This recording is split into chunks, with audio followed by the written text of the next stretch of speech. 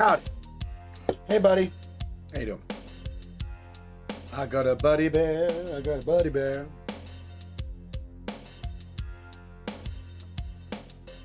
Up, up, up, up. Hey, hey, buddy. Hello, buddy. He's a good boy. Yeah, he's a good boy. He's a good boy. He's the goodest boy. He's such a good boy. Yeah, he's a good boy. He's a good boy. He's a good boy. No good boy. You're a good boy. Yeah, you're a good boy. Yes. Yes, you're the good boy. You are the good boy. You are the good boy. You are. You are the good boy. You are. Yes, you are. Yes, you're the good boy. You're the good boy. He's such a good boy. Such a good boy. Alright. As stated earlier, I'm going to play a bit more Corpse Factory. Possibly not that much, as I'm starting to feel a bit fatigued. I'm not gonna turn that off. Oh, it's just getting to me. It's a bit too warm. I got that. I had a heater on under like the desk. Plus, I've got the fire going. It's a cold night. What can I say? It is probably not that cold now that I'm actually going to check. No, it's got to be colder than that. Maybe. I know. It's 8 degrees, which is still kind of cold. That's Celsius, by the way. 8 degrees Celsius. That should be on. Light up death. Yes. Yes, yes, yes, indeed. Alrighty. Boom, boom, boom, boom. Boom. And that can probably...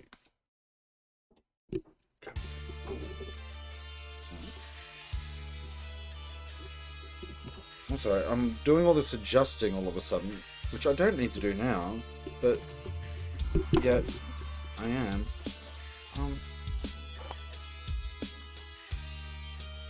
Maybe I should actually have that on the fire. Higher, mommy, higher.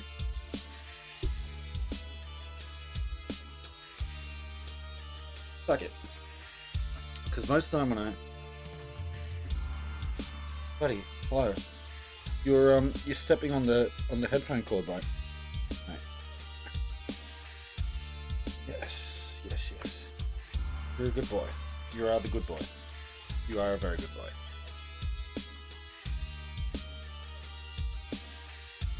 You won't let me stop patting him. You won't let me stop! Alright, no, we're gonna play a bit more. So yeah, probably good chance it won't be heaps, but we shall see, won't we? I'm enjoying this. It's not particularly interactive, but then I suppose most of the time visual novels are not. This fucking music.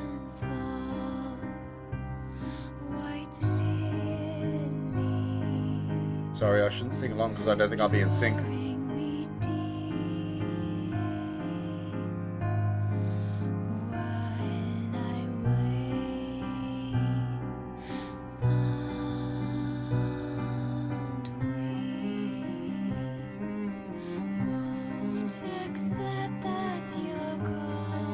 I realize these images are kind of spoilers, so I am not going to keep watching that, because yeah, they're kind of spoilers, that intro. Let's continue. Hello, buddy. What was Naruko's voice like? I've forgotten. It was a soft voice, a light voice, somewhat high, a gentle-ish voice, but also with a tinge of... Tomoe's poison drawl snaps me out of my dead-eyed stare. Looks like you've been sleeping in the sewer. Looks like sleeping in the sewer. It suits you. Yeah. I don't know what she's talking about. I can't really focus on what she's saying. I realize I've been staring at my computer screen for about 20 minutes, barely blinking. My mouth is dry as though I've stopped producing saliva altogether. A dull throb in my lap causes me to cross one leg over the other in an attempt to get comfortable. You know, I'm talking here. It's rude to ignore your superior. I swallow in an attempt to moisten my parched throat before speaking in a cracked voice. Do you need something? Thought you should know that Shinya and I are gonna hit the town on Friday night. Turns out he's fancied me for a while now. In the end, seems like the better gal won, don't you think? Seems that way. Is that all? I can tell Tomoe is trying to get under my skin, but I'm honestly not in the mood to deal with it right now. I thought you'd be more torn up about it. I don't care in the slightest. Why don't you go sit back at your desk? Whatever. Hey, maybe I'll meet you after work again. Why? So you can attack me again? I realized my voice was louder than intended. A few people nearby tilt their heads quizzically. Tomoe takes a cautious step back. Keep your voice down, psycho. Stuff like that's between me and you. You assaulted me. I should report you to the police. Don't you dare! Lost for words, Tomoe turns tail and walks away. I sigh and lean back in my office chair. Why do I feel so exhausted? My mind flickers, piecing together fragments of memory from the bathroom a short while ago. That's right. I let myself get carried away in the exhilaration of my success. I temporarily stepped away from my own body and let my basest instincts take over. But I'm in control now. I'm myself again. I'm Noriko, stoic and unflinching. I'm Corpse Girl, successful and feared. I can kill people as easily as I can manipulate a photo. People like Tomoe should be scared of me. People like Tomoe shouldn't mess with me. I'm in control now.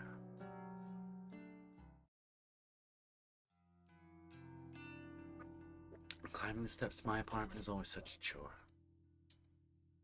I wish I'd moved into a building with an elevator, but I simply couldn't afford to when I first moved out on my own last year. These old apartment buildings creak and groan when you ascend the stairs. On top of that, you can hear the bustling of other people within their tiny homes as you progress up each floor. Oh my god, I'm not sorry.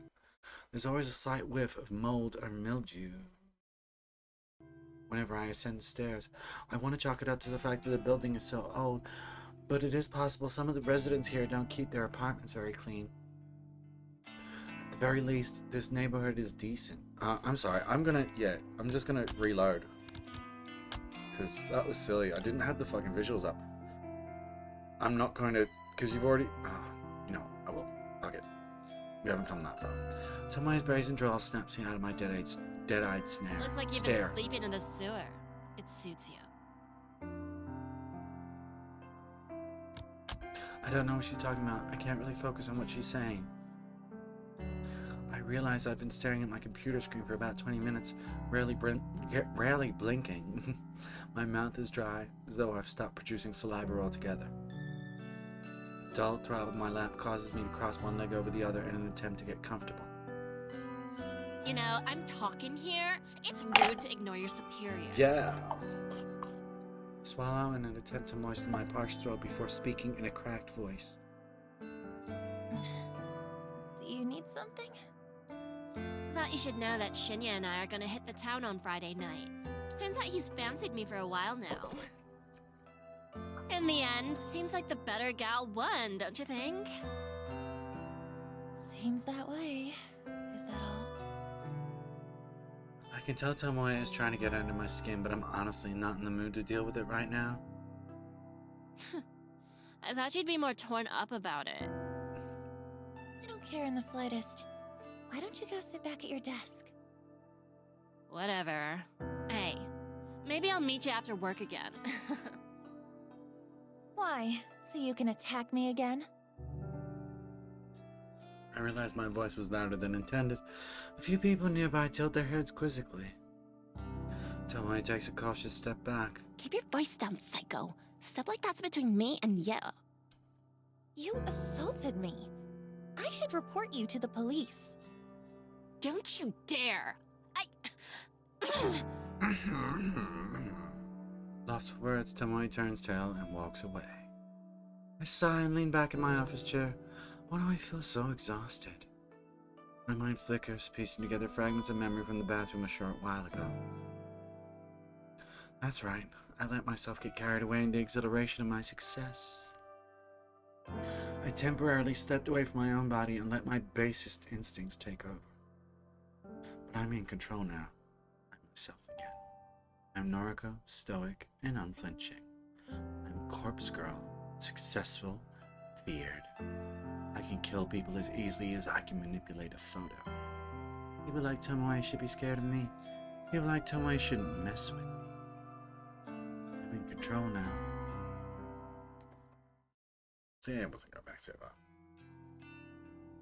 Climbing the steps to my apartment is always such a chore.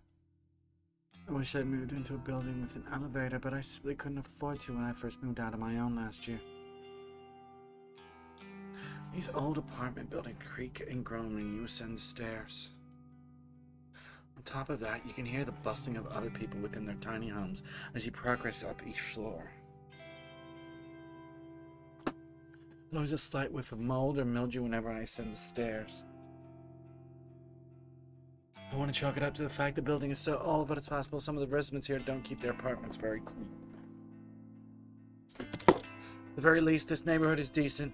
I feel safe in my home, even if it's small and cramped. And my neighbors are respectful from what I can tell. Not that I really know them at all.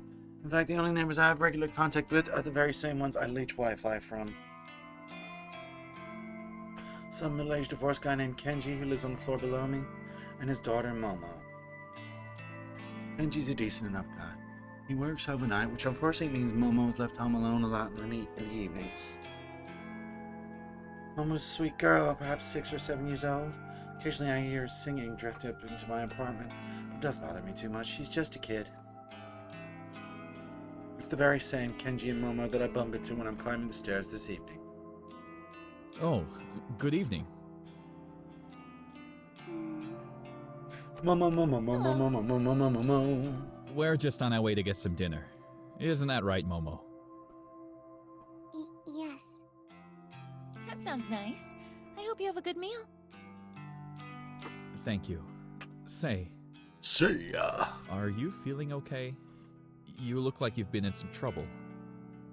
There's dirt or something all over that side of your face.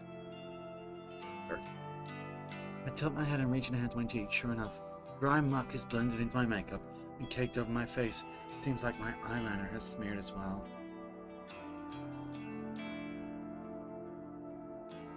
That's from when I fell in the bathroom. Damn it, have I looked like this all day? Right.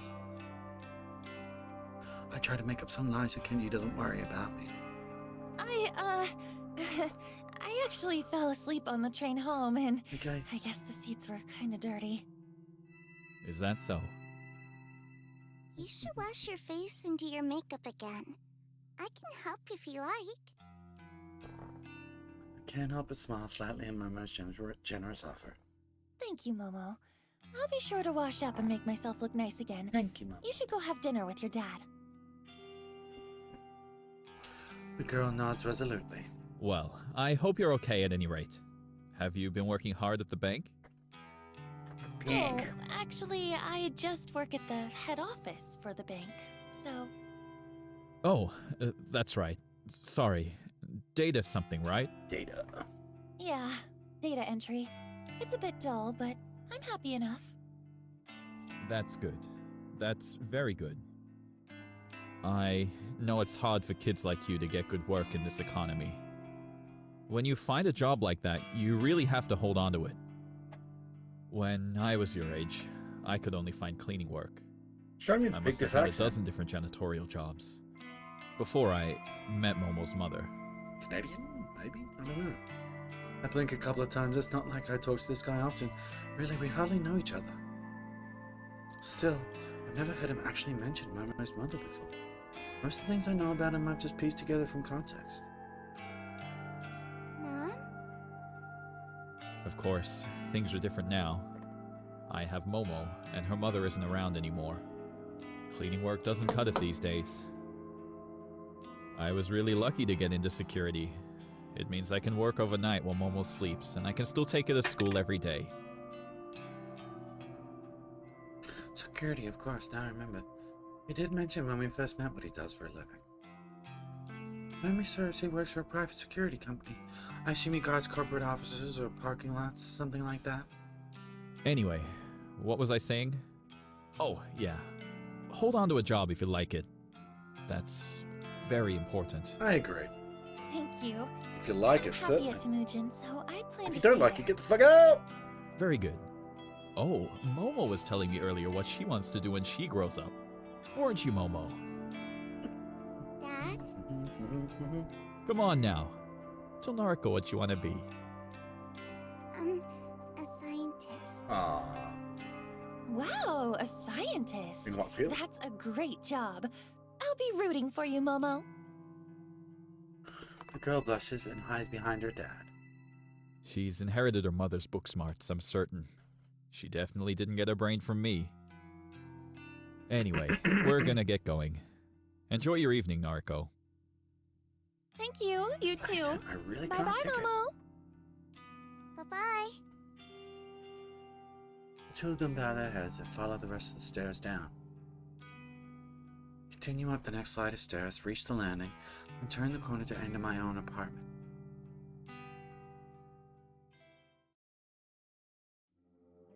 The place is dark because I always make sure to cut the lights before I leave. Can't afford to leave any electricity running. My rent chews through most of my salary as it is.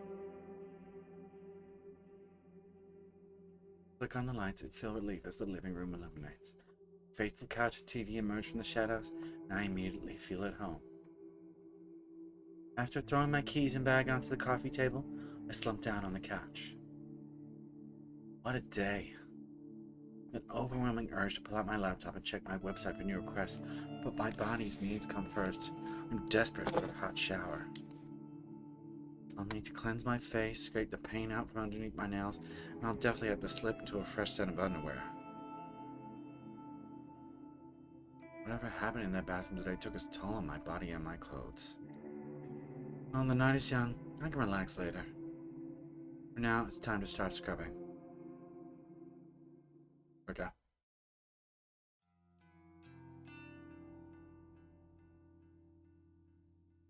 The convenience store is a little more crowded than usual. Mundane chatter of business people, students, and workers buzzes in the air like a swarm of relentless flies.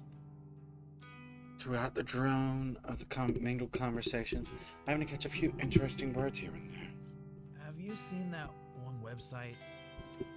What do you mean by request a death? My lips curl into a half smile, Since half he snarl. always cheats, I thought I might upload his photo. And you think Corpse Girl really exists? I hear so many people talking about Corpse Girl's website, it's enough to make my nerves tingle.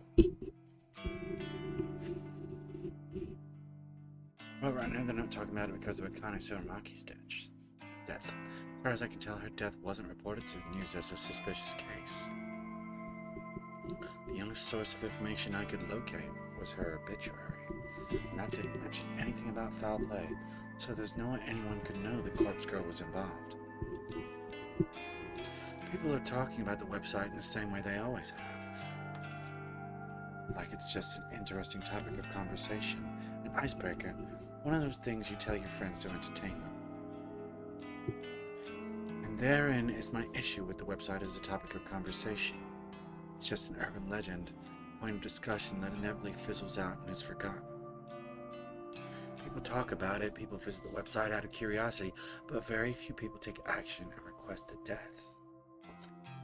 That's the part that annoys me. People don't actively participate. How can I prove myself to the world? How can Corpse Girl claim her victims if there are no victims to be claimed? As long as the website is simply a talking point, a myth, an icebreaker, Corpse Girl's ambitions will remain unfulfilled. To be fair, I haven't yet provided a compelling reason for people to take the website seriously. The death toll is humiliatingly low. I need to ramp it up and step up my game, for Corpse Girl's sake. Until I manage to do that, people will continue to simply discuss the website in hushed tones, like it's some taboo fantasy that shouldn't be spoken of. But, with some more time, some more victims, soon everyone will know to fear Corpse Girl. Thanks to the constant drone of the convenience store, I barely register the quiet melody of a ringtone. Eventually, my ears become keen enough to pick it out, and I answer my phone. Hey. Good morning, Noriko. Is this a bad time? Not at all. I'm at the convenience store. Oh, good. I wanted to catch you before work. No worries. I actually meant to call you yesterday, but the day got away from me. That's okay. I wanted to ask if you spoke to Shinya yet? I sure did. Guess what? What? You start work on Monday! You'll be doing data entry with me. We might even get to sit near each other. Oh my gosh. Really? Are you telling the truth? Of course.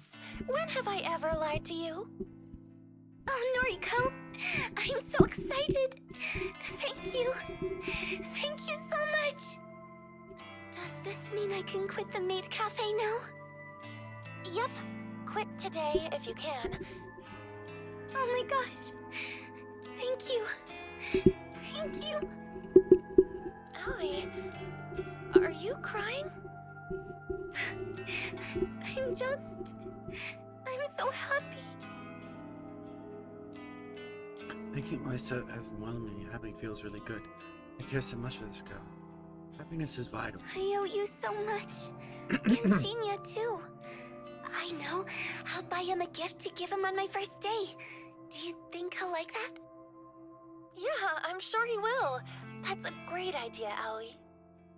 What does he like? I managed to spill the answer to that without having to think twice. Crime novels. Oh, really? Oh, his dad is a detective, right? Okay, I can get something like that. Right now, I'm going to march into the cafe and quit. You tell him. Good luck, kid. Okay. Good luck, Bye, kid. Noriko. Call ends and I smiled. I sounded so happy, I'm really glad that I could help her out. She deserves to be happy. I barely have time to select a can of coffee from the line of refrigerated shelves before my phone rings again. Huh? Aoi? Sorry to call again, Noriko. I just, something was bugging me, so... What's up? Did I, this is going to sound stupid. Did I thank you for getting me the job? Oh, yeah, you did. A few times, I think. Okay, phew. I just wanted to check. It was bothering me, and I didn't want to come off as ungrateful, so... you know what? Just to make sure. Thank you, Noriko. Okay, I'm going now, really. Bye-bye. Bye, Aoi. All into my brow furrows. That was strange, but maybe not so strange for I guess she really wanted to be polite. Shrug it off and return to selecting my coffee for the day.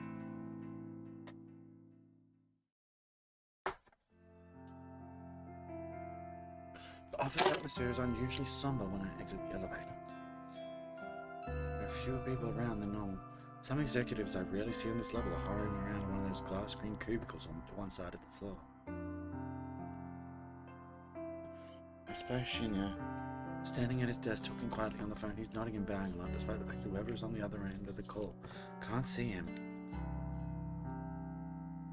I want to ask somebody what's going on, but nobody seems to notice me arriving.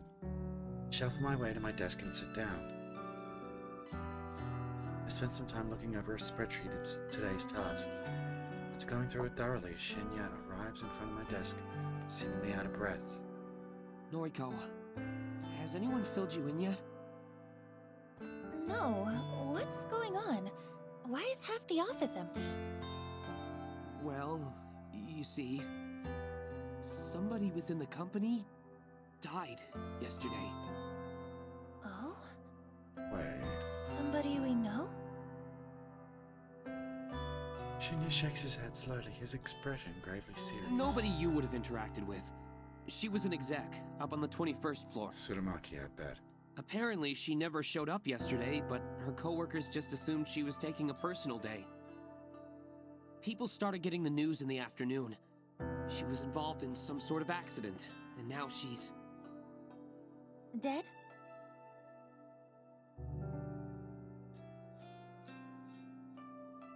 Yes. Dead.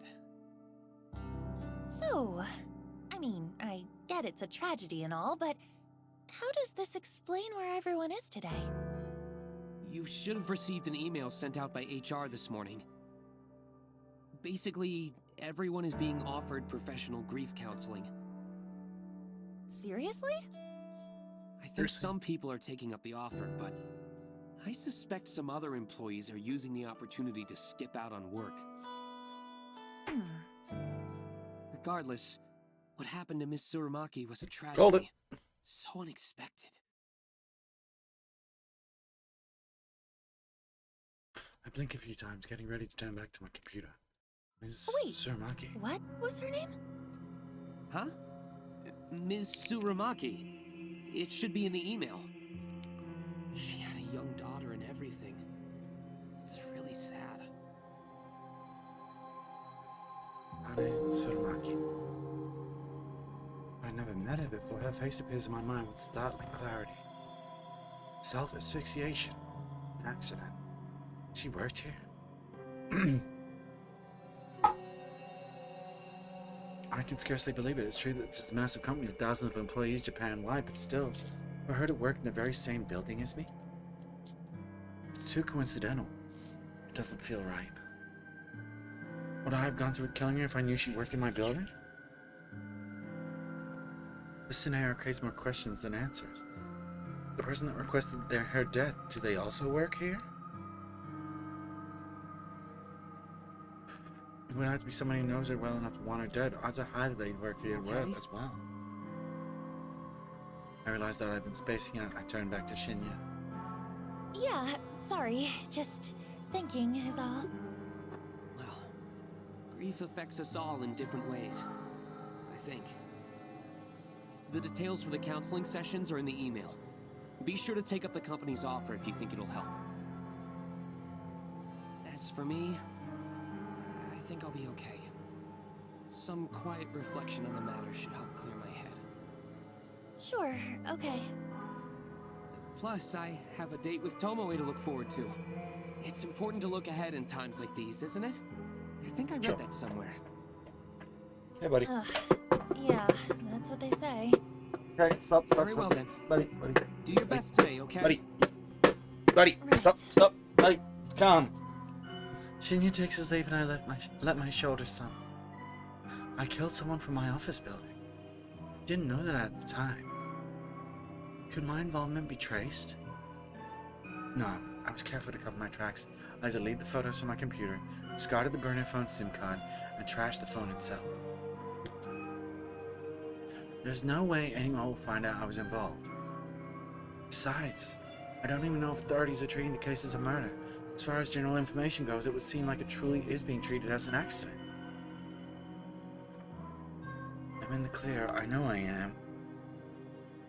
However, I sure would like to uncover the identity of the person who requested Tsurumaki's death.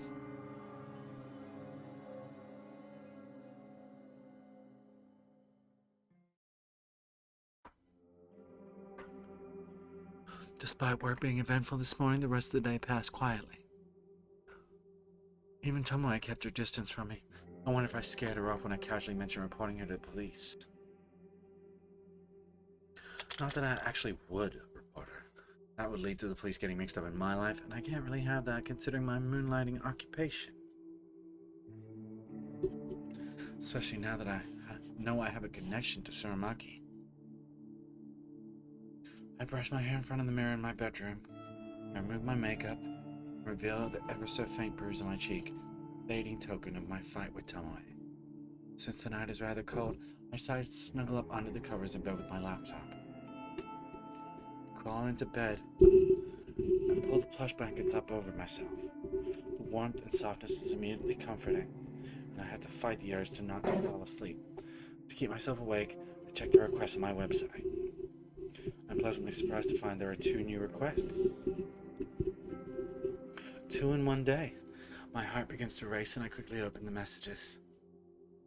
The first message reads, request details.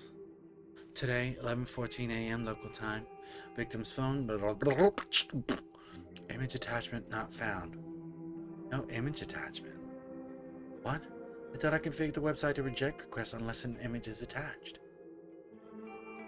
This is really irritating. I got my hopes up for nothing. It takes me a second to remember that there's another request waiting. My optimism renewed. I hurriedly click into the unread message. Request details. Today, 5:06 p.m. local time. Victim's phone number. Downloading image attachment. Yes, this request has been submitted correctly. The image is loading before my eyes. The new victim is male, early 20s. He's fit and athletic looking. His clothing is casual, so it's impossible to infer what kind of work he does. The photo of him is pretty simple. I don't know if he uses it for his noise profile or if it's an ID photo of some sort.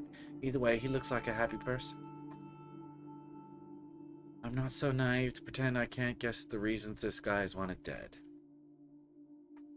Perhaps an ex has submitted his details after a bad breakup, or a jealous sibling wants him out of the picture.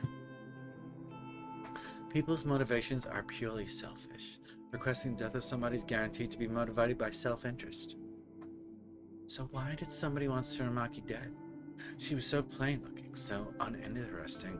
She didn't look like she was capable of even thinking about wronging somebody. Didn't somebody want revenge on her? Or did somebody simply find her so dull that the thought of removing her from the planet seemed appealing? I interrupt my own thoughts and return to the task at hand. Dwelling on a past victim won't do me any good if I want to continue my streak of success. This new guy is attractive, so I'm just ashamed to have to chop him up. Well, we all get what's coming to us. No sense in trying to avoid scarring a pretty face. Beauty is superficial anyway. I know that as well as anyone. No one deserves to be spared just because they're good looking. Beautiful people should suffer as much as anyone else. Beautiful people do suffer as much as anyone else. Take Aoi, for example. She's gorgeous, absolutely stunning, and definitely my type, but she suffers endlessly at the hands of cruel stalkers and patrons. Everyone suffers, beautiful or not. We all caught the crap we're dealt. So why fuss over a beautiful corpse?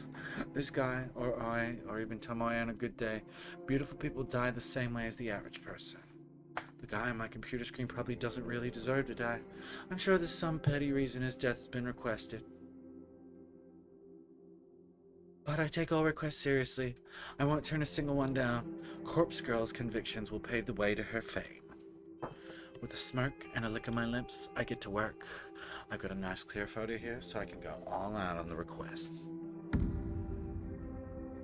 I hit up the DD, the database of the deceased, and spend some time selecting a suitable base image. I hesitate between choosing an image of a corpse with a knife in its throat, or a body soaking in a bloody bathtub with its wrist slit.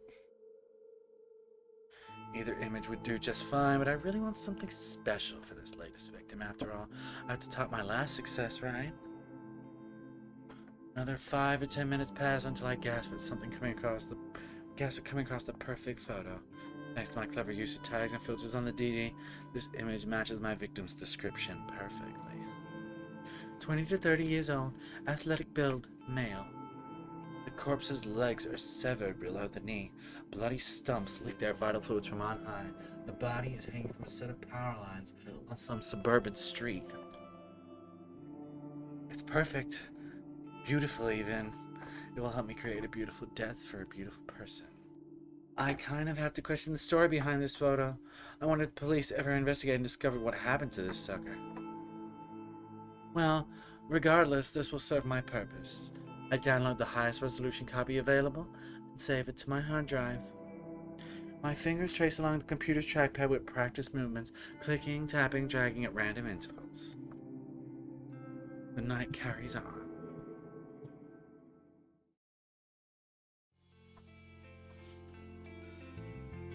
May 29th, Friday morning. I walked through the train station this morning as confident, cocky, self-assured. When I boarded the train, I even managed to take a seat for the first time in a while. I would draw a worn book from my handbag and flip open the cover. There's a name scrawled in blue ballpoint pen on the first page, but has become faded and illegible over time. I don't quite remember where I picked up this book. Maybe I discovered it at a secondhand bookshop. Who knows? I own so many obscure tomes that I can't be expected to recall purchasing every single one. Its age cover and weathered spine both bear the same title. Fausse Photographie, a comprehensive history of photo manipulation. The book is written in English, and it's a slog to work through with my limited knowledge of that language. Get with that. But I like to skim through primarily for the photographs contained within. The examples of early image doctoring from centuries ago fascinates me. The book even features techniques and studies as recent as 1993, when it was first published. It's true that a lot of the techniques discussed within are no longer relevant in today's digital age. However, there's a hearty section dedicated to the art of manipulating corpse photos, something that I am indeed very, very interested in. The most intriguing aspect of this section's content is that the featured artist performed the opposite kind of work that I do. Instead of manipulating images of the living to make them appear dead, the artist in the book edited images of the dead in order to make them look alive once more. In bygone eras when photographs of people were taken few and far between, a sect of artists dedicated themselves to honoring the memories of the deceased.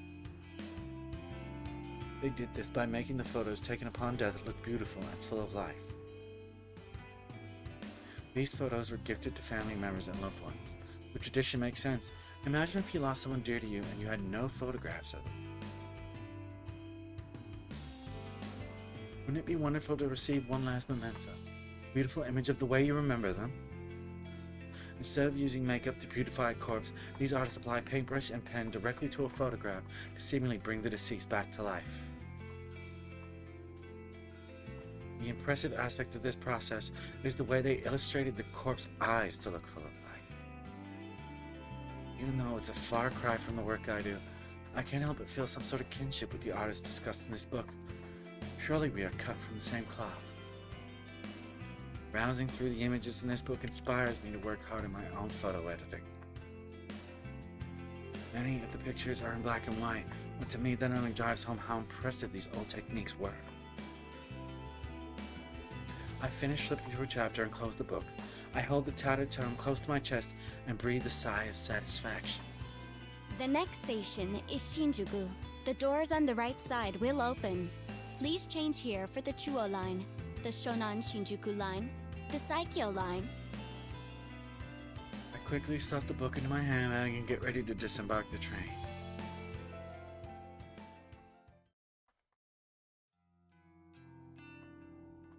When I'm certain nobody's looking, I carefully open the lid of the large dumpster in front. The stench of rotten food and who knows what else assaults my senses, and I reflexively gag and splutter. The staff at the convenience store really need to seal their trash in plastic bags before tossing it in here. Ugh, this is disgusting. I have to stop doing this. The raised open lid locks into place at a 45-degree angle, allowing my now free hands to retrieve a small black object from my handbag. It's a flip phone, a cheap plastic thing with a shiny charcoal finish. I open it up and tap on the retro tactile keys, confirming that I've completely deleted all sent messages and photos. Nodding to myself, satisfied that I've covered my tracks, I eject the battery from the back of the casing and toss it in the dumpster. I then snap the phone in half along the hinge, separating the screen from the keypad. The screen crunches into pieces with a gratifying underneath my shoes. I retrieve the smashed parts from the asphalt, careful not to prick my finger on the sharp glass. With hardly a glance, I unceremoniously launch the broken parts of the phone into the dumpster. clap my hands together to dust them off, then shut the dumpster lid and hurry away. I sidle between the brick wall of the convenience store and a narrow metal railing intended to keep people like me away from the dumpsters. Now in front of the convenience store, I finally feel I can breathe deeply without fear of inhaling the toxic contents of the dumpster. I let my lungs take their fill before nonchalantly crossing the street. That takes care of my latest burner phone. Before leaving the office building, I cracked the SIM card in half and disposed of it in the combustible trash. Now, with the phone itself destroyed and discarded at a different location, my mind is at ease. It has been slightly less than 24 hours since I messaged my latest victim, the athletic guy that I may have briefly fantasized about during my restless slumber. My general rule of thumb is to keep a burner phone for exactly 24 hours after sending a photo. However, I made an exception today. I wanted to discard the phone early, clear my anxiety, and get a full night's rest tonight. Besides, it's not like anyone ever replies to the messages I send. I'd love it if they did, but it is what it is. So really, there's no point holding on to the evidence of my wrongdoing for longer than necessary. If memory serves, I wrote tomorrow's date on the latest victim timestamp. May 30, 10:31 a.m. The victim may decide to kill himself today, of course. He could end up just like Akane Sotomaki. But if he's anything like her, he'll hold out until just a few hours before the designated time. He'll let panic and feel boil and build inside him until he just can't take it anymore. Or someone else will come along and end it all for him. I can't be sure. Can't be sure. I still don't know what happened to Ruri Hitano. Did she kill herself, or did someone else snuff out her life? Either way, I'll start researching obituaries tomorrow. I'm confident that this will be another successful request. If it is, I'll truly be on a winning streak. With butterflies in my stomach, I cross the road.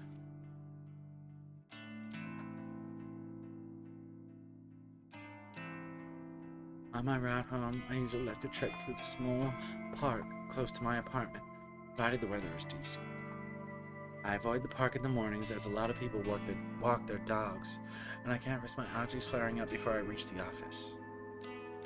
In the evening, the park is much emptier. I suppose I finish work a bit earlier than most people, so while everyone else is busy, I can enjoy the fresh air and scenery. I make my way along the neat, broad dirt path that connects one side of the park to the other. Wooden benches line the path at regular intervals, and at this time of the evening, it's common to see a homeless person or two using a bench as a resting place. This city has more homeless people than the general population would care to admit. I try not to think much of it as I walk by every day. I already know that many people have it worse off than I do, but there's not exactly anything I can do to help, right? Should I be giving these people money that I can't afford to spare? Wouldn't I just end up homeless as well? I'm not exactly broke, but I live month to month on my salary. It's expensive to live in the outskirts of Akihabara, and commuting to Shinjuku every day isn't little. Then you add in electricity bills, phone, food. I mean, I don't eat unless I have to, but I'd starve if I didn't buy a meal every other day. Don't even get me started on the cost of the coffee I drink. I'm lucky I could score a can for 100 yen, but more often than not, I'm paying up to 150 for a single can. And if I were to buy canned coffee in bulk from one of those huge variety stores like Don Coyote, I'd suddenly save a handful of loose change. I wouldn't have access to the familiar selection I get at the convenience store. I'm just thankful that I don't go out for drinks after work like most of my colleagues. If I had to buy a few rounds of beer every week, my bank account would definitely dry up. By avoiding that kind of group outing, not only do I save money, but I'm also not forced to spend more time around people. It's a win-win situation. Really, as I'm turning along past the snail space, I tell myself to speed up my gait. Towards the exit of the park, the silhouettes of two people on a bench come into view. The sound of laughter carries on the wind, and I can't help but feel like I've heard the voices before. Tomo and Shinya. Betcha. Taking sensations clutches at my stomach. Merely get the urge to turn around, but I'm so close to home. Aha! Yep. It's Noriko! Fancy seeing her here. Called it. Noriko's here. Tomoe glares and flips her long hair behind her ear with a shit-eating grin on her face.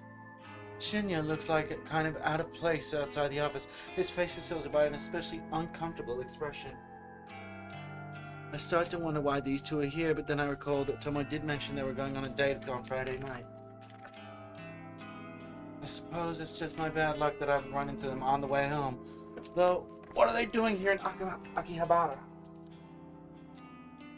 I have to assume that Tomoe came here on purpose just to spite me. On your way home? Uh-huh. How's your, date? We're having a blast. Right, Chen? Yes, of course. A great time. I wonder if Tomoe has been dragging Shinya along against his will. Okay, well, I'll leave you to it. Hey, we're gonna grab some chicken. Why don't you come with us? Some chicken? No thanks. I can't think of any worse way to spend an evening than eating with Tomoe. Please come with us, Noriko. It's pitiful, but he brought this date on himself. Why should I have to bail him out? Sorry, I've got things to do tonight. Are you sure you're not just avoiding eating? Afraid to gain a bit of fat? Jeez.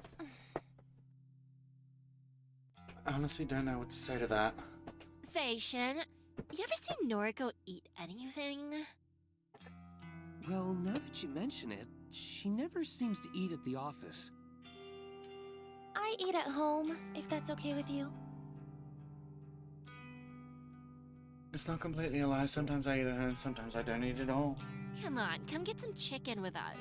You can throw it back up or whatever afterwards if it makes you feel better. She's starting to get on my nerves. I swear she tries to identify my flaws and insecurities just so she can rub them in my face. Tomoe, you're not being very nice to Noriko. Aren't you two supposed to be friends? We're besties. Besties talk shit to each other, right, Noriko? Right. Huh. Fascinating. Anyway, I'm going now. See you on Monday. Okay. Hello, buddy. See you then. Buzzkill. She's such a drag. I left Tomoe's words hanging in the air as I walked past her. I'm pretty annoyed that she dragged Shinya all the way here just to taunt me. Is this her idea of a good date? Does she care about Shinya at all, or is this whole thing just to annoy me? Tomoe dating Shinya doesn't even get on my nerves. What does get on my nerves? It seems like Tomoe is trying so hard to get on my nerves. Because it wouldn't be fair if I get carried on my way home without one final interruption. Tomoe calls Your friend out to me Aoi is again. gonna start work with us on Monday, yeah? How fun! I can't wait to meet a friend of Noriko's. I grimace. I suppose Shinya told her about that. I turn back to face them both. Don't even think about messing with Aoi. That girl has dealt with enough crap at her last job. Oh, has she? Maybe big, strong Noriko can protect her now. I'd do anything for her. She's my best friend. If you had any friends of your own, you'd understand what that feels like. Well, I got plenty of friends. And only some of them are sluts like you. Jesus. Yeah. I'm going. Where is that thing? Oh, there it is. It's like, slip across the room and walk down the block leading to my apartment. I'm on it. I wonder if that girl exists solely to irritate me. I have to tell myself she's not worth my time. I can't let her taunts get to me. This is what I was looking for. Grin and bear it, as they say. That's what stoic, unflinching Noriko would do. Running a hand through my hair, I smile and approach my apartment building.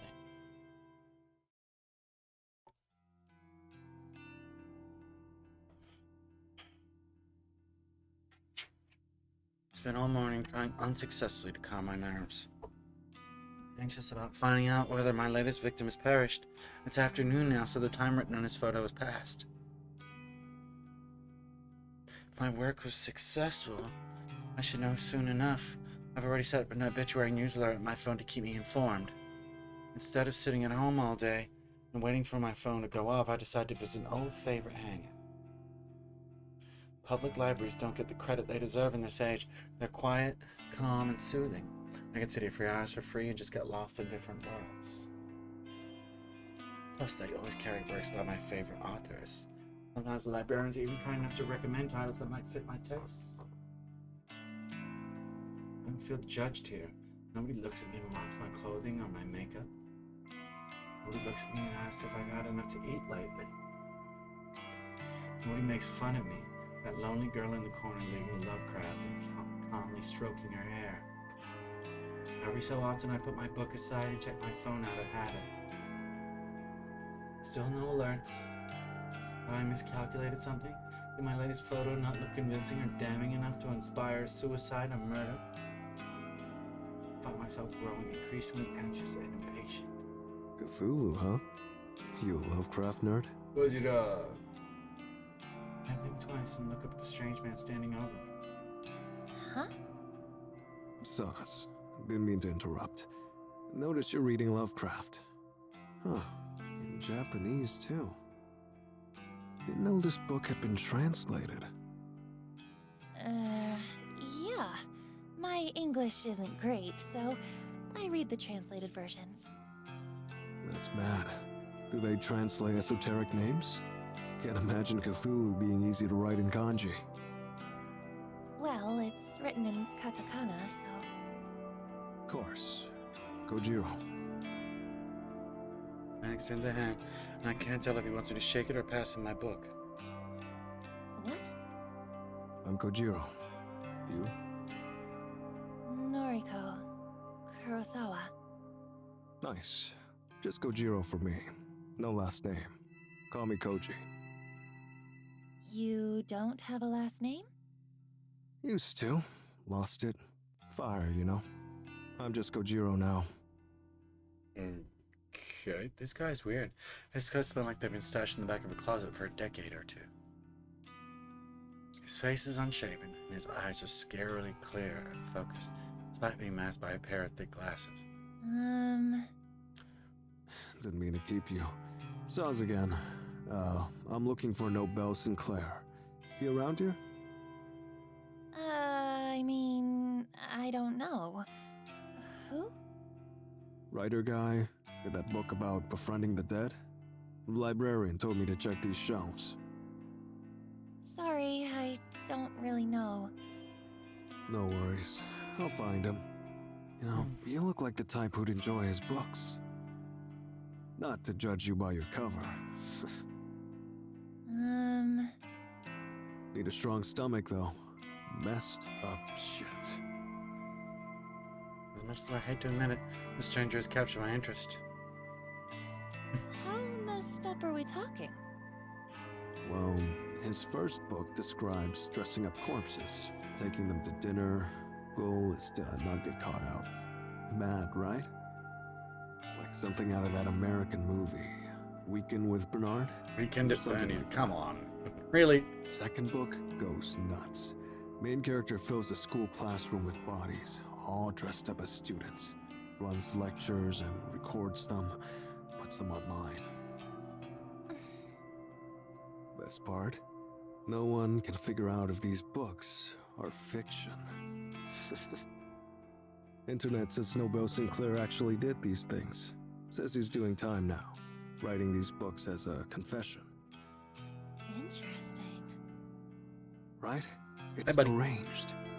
Makes for a good bedtime reading. Huh. You want noise? Well, of course you are. Yeah. You? Yeah, at Koji Koji.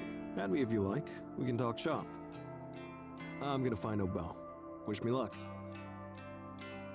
And without so much as a glance back at me, the man walks away. I try to return to my reading, but that whole conversation just replays back in my head. What a bizarre encounter. Maybe I'll just head home for today. Being here has helped me calm down, but I'm still eagerly anticipating the fate of my victim. Besides, I have to admit that I'm growing a little bit hungry. Maybe onigiri or a rice bowl from the convenience store will tide me over until tomorrow. I gather my things and stand up, letting out a little as I stretch my muscles. I head towards the sliding doors to leave the library. A little alert sounds from my phone. This is it. My phone is in my hands in less than a second. The screen unlocked and the obituary page loading before my eyes. Article posted online today, 2:39 p.m. Keywords found: 3. Mr. Accident, numerical data range 20 to 30. Image data found: yes. Saturday, May 30. Mr. Aichi Hanada, 22, of Tokyo Prefecture, was pronounced dead this afternoon at a traffic intersection. 12:02, coroner's office reports that Mr. Hanada was involved in a traffic accident. No other casualties have been reported. Mr. Hanada is survived by his fiancée, who wishes to remain anonymous. A funeral service has not yet been arranged. View image attachment. I quickly load the image attachment and can't believe my eyes. The photo is the exact same one that was sent to me through Corpse Girl's website. There can be absolutely no doubt that this is my latest victim. I've done it again. My breathing starts to quicken, my cheeks begin to grow hot. I know from experience that if I don't get somewhere private and quickly, I may very well make a fool of myself in public. I quickly glance around the library for a sign pointing to a restroom. As soon as my eyes settle on, I dash towards it, swerving between bookshelves and through narrow aisles. There's one door for a unisex bathroom, an unremarkable beige portal. The muscles in my thighs are tightening, and I squirm as I reach for the door. My hand grasps the cool metal handle and presses down, only to be met with immovable resistance. It's locked. There's a sign on the door, a notice that I completely ignored in my haste. Closed for cleaning. Shit! I curse despite my best efforts to keep a low profile. My head turns frantically, looking for somewhere, anywhere that I could sit down and remain out of sight while my body reacts erratically to my latest success. Yo, you busted? This guy again? I need to use the restroom. I hope he can't tell that the expression on my face is not one of desperation to use the facilities. On it. To my surprise, Kodri strides up to the restroom door and begins to slam his fist against it. Hey, cleaning time is over. Get out of there. I hear a panicked yell from within. Kodri's commanding voice is more than a little intimidating. Was that commanding? Within seconds, a terrified old woman emerges. She wheels her cleaning trolley around us, bows quickly, and disappears from sight. All yours. About to hold it. Thanks.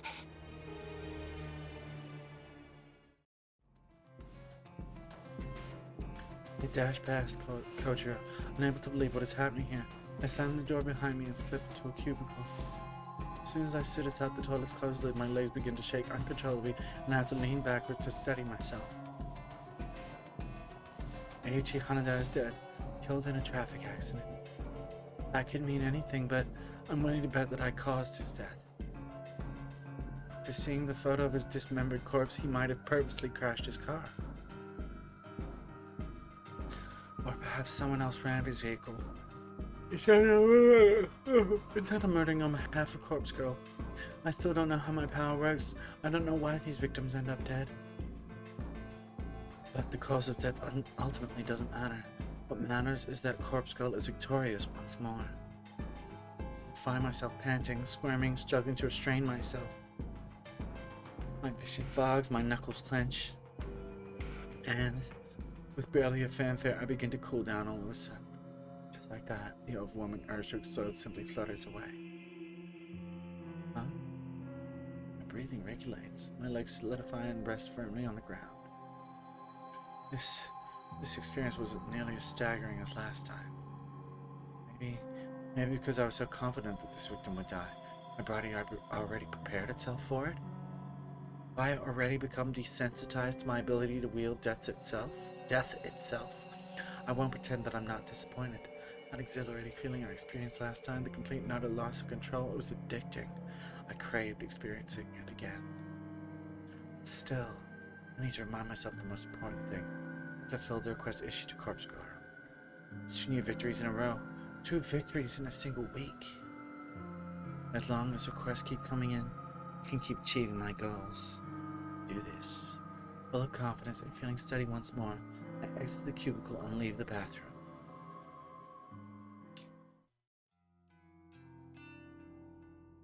That strange man Kojiro was waiting for me at the end of an aisle.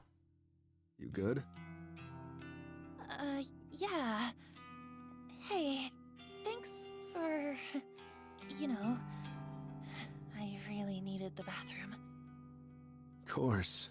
Been there. Gotta go when you gotta go. Look what I found. Kojiro holds up a book with a plain black cover. Nobel Sinclair's latest. Dazed by the Dead. It's a ripper. Oh, what's that one about?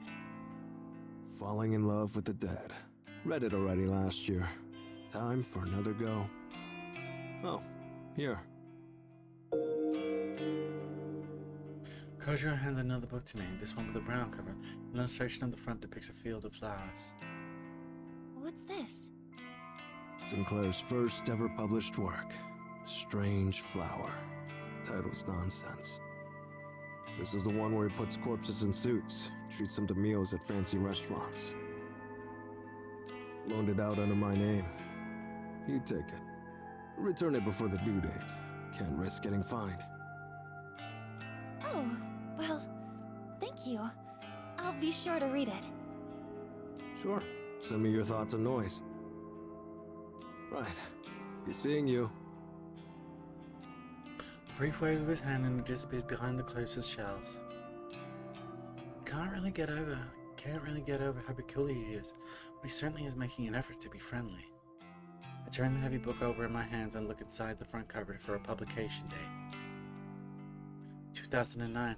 It's actually not that old. Definitely not as old as the fiction I normally consume. Shrug and hoist the bulky tome underneath my arm and make for the library's exit.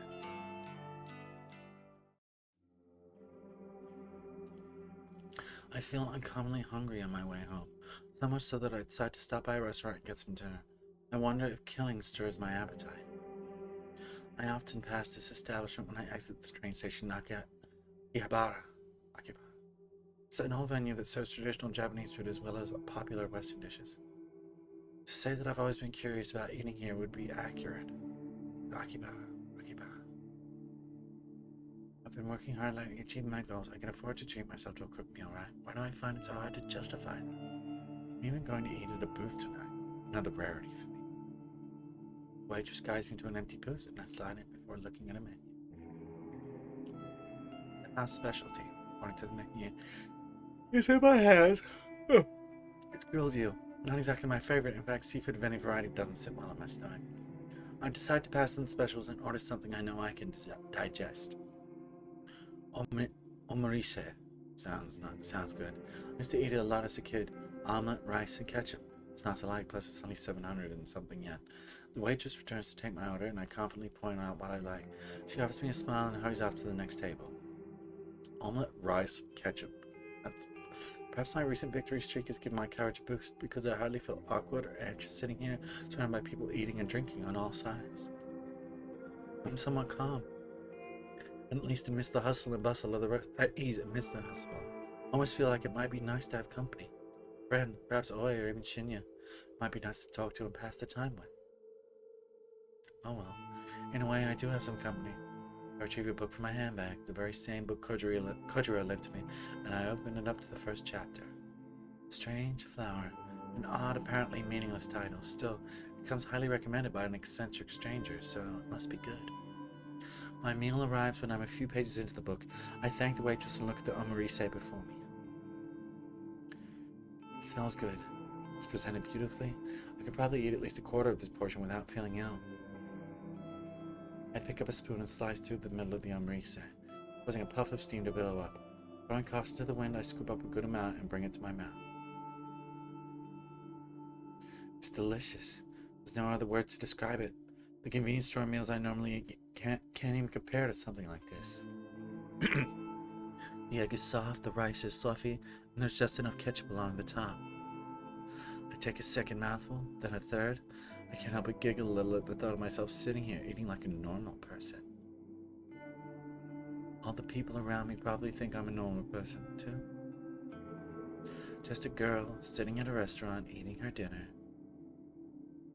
Another quiet giggle escapes my lips as I gently dab my mouth with the napkin. I set my spoon to the side and return to the book in front of me. The author of this work certainly is interesting. Nobel Sinclair. According to the bio inside the front cover, he moved to Japan from overseas at a young age. The book was written originally in Japanese. It's not a translation. Even so, the writing style is quite unusual.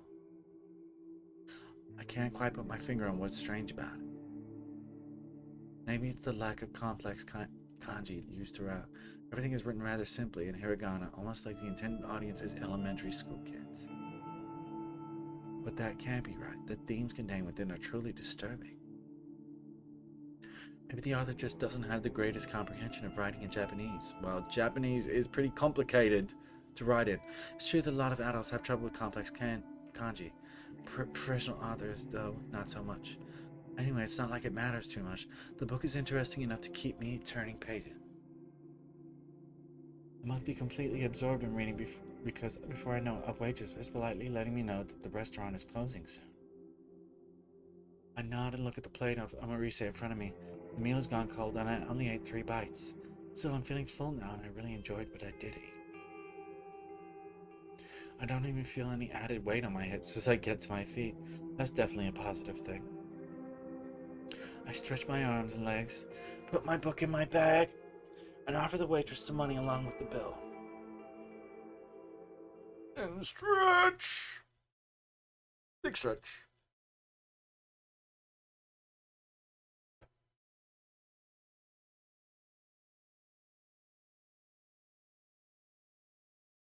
A blast of frigid night air nearly sees me on my feet when I step out of the restaurant.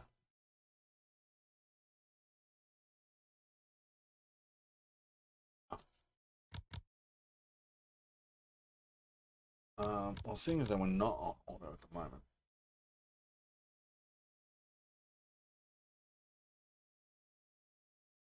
I'll be right back.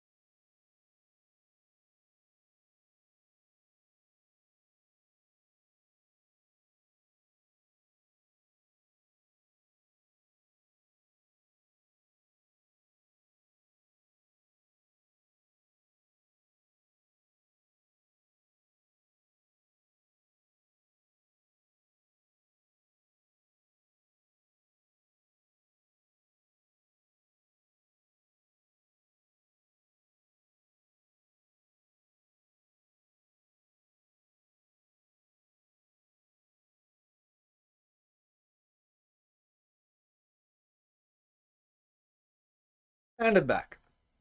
Baby. Baby. Yeah. I'd known the weather was going to take a turn for the worse. I would have brought my scarf. Scarf? Where's your scarf? How do Americans say scarf? Scarf? Scarf. I'm not sure. I know it's weather would turn for the worse. I would have brought my scarf and jacket.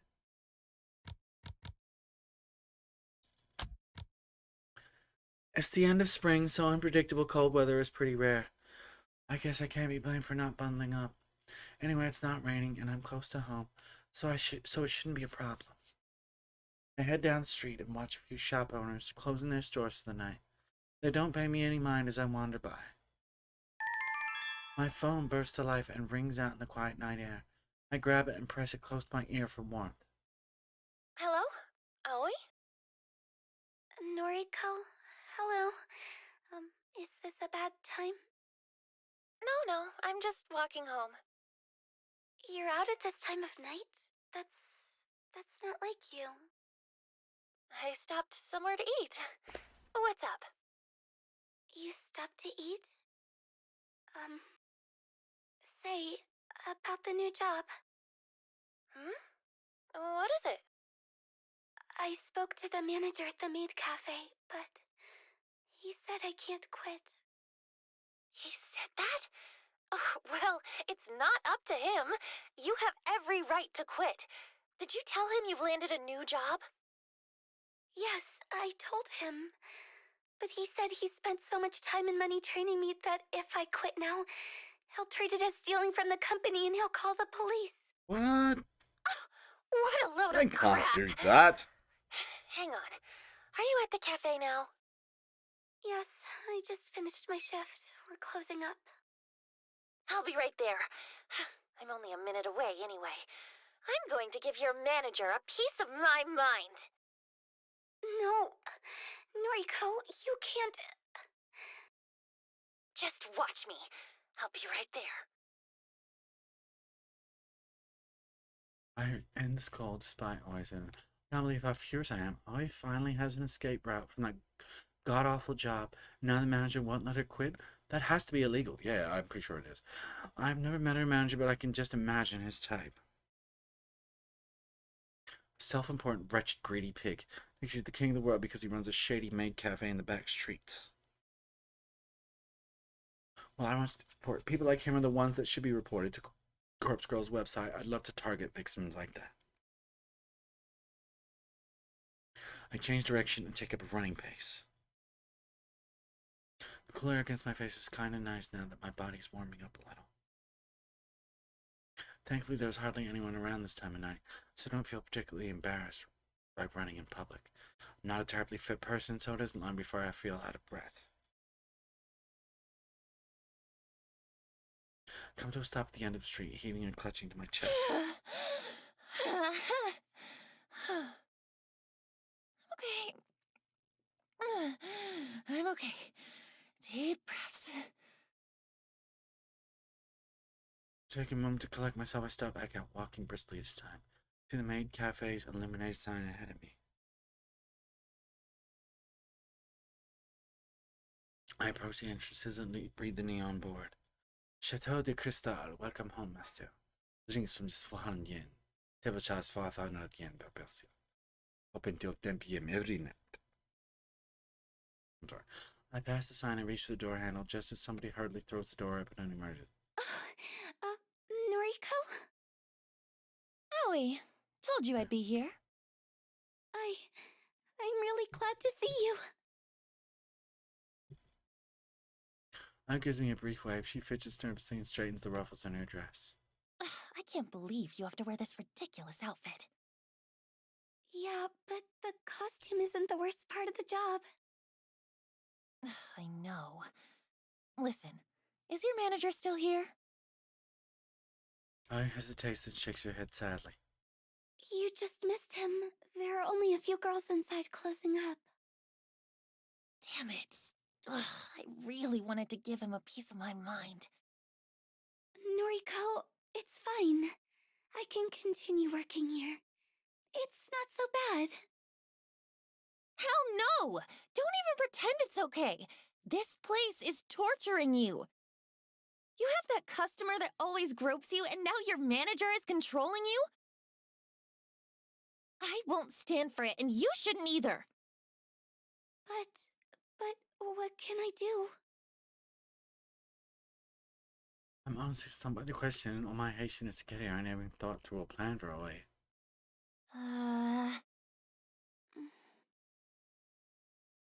Damn it, that heartbreaking expression on her face.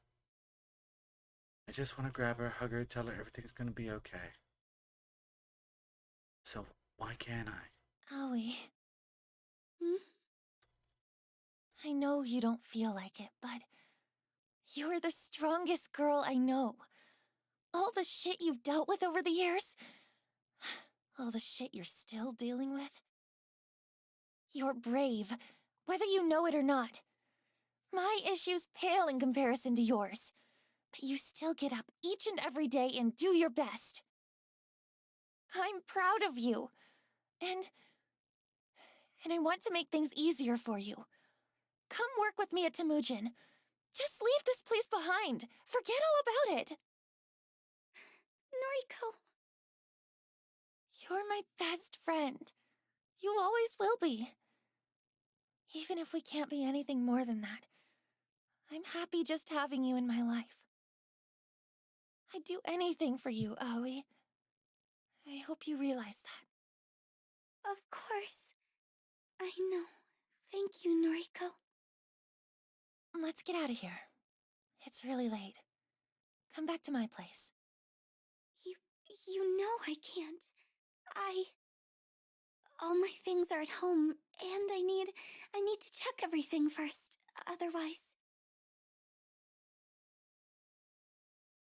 Stan, I can't push her too Don't worry. much. I get it. And the thing is, I can't just run away from this place. That stalking customer, he knows where I live, and, well, if I stop showing up to work, he said he'll visit me at home.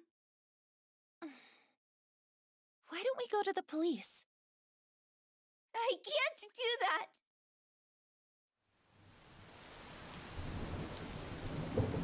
Don't worry, my eyebrows should the tears just as Rain begins to stuff in the crowd. I can't get him in trouble. I just can't. Aoi, what? What is he? He's... Emily. As the wind blows down the narrow street, causing my hair to whip wildly in my face. I brush it out of my eyes and mouth, and see Aoi standing still, her head down. The stalker. He's... family? I could never bring myself to tell you. But surely you must have wondered why I've put up with it for so long. I don't know what to say. I'm stunned. You're putting up with it because you don't want him arrested? Ah. Yes. If he goes to prison, the rest of my family will disown me. And I'll truly have no one. You have me. You know what I mean. I'm just going to go home for tonight. Thanks for coming out to see me, Noriko.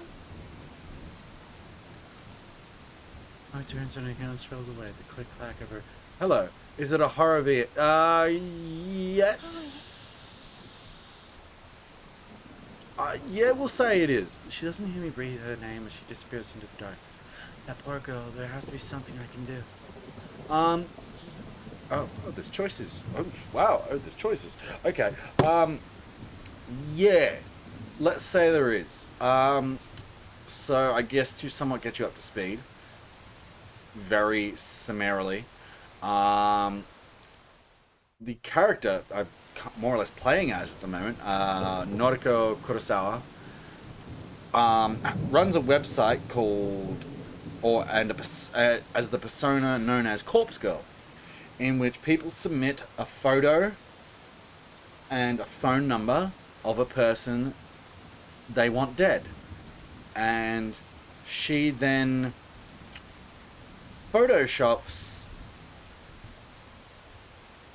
an image of this person, showing them dead and with a timestamp saying when they're going to die.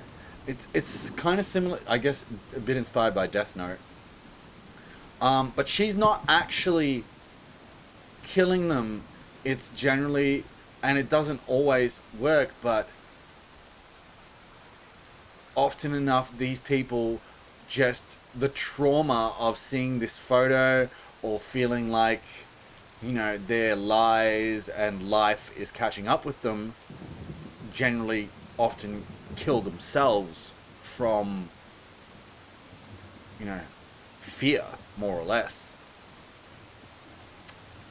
Which she is quite happy about generally when this happens. In fact, this is her most desired outcome when she does this.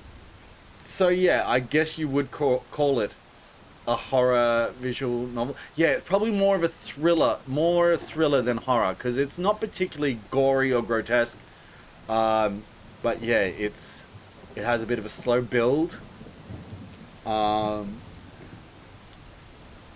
And it's an interesting one. Like, just when you think like, oh, you know, sort of, it's been very calm for a bit, nothing's sort of really gone crazy, and then pretty much just the moment you think that, something crazy happens. So, I mean, I've found that a few times already. This is still very early in the game, so, you know, what I just said was, I guess, spoilers, but spoilers for Chapter 1. So, if you do play this, what I just said will become clear pretty quickly. But I'm enjoying it so far. I actually backed this on Kickstarter when it was on Kickstarter. So, and it just came out like maybe a week or two ago. So I was keen to give it a whirl. And hence exactly what I'm doing. And also just reading aloud the narration. Everything else is voice acted. Like all the characters, they are voice acted. But the narration is not. So I'm reading those parts myself.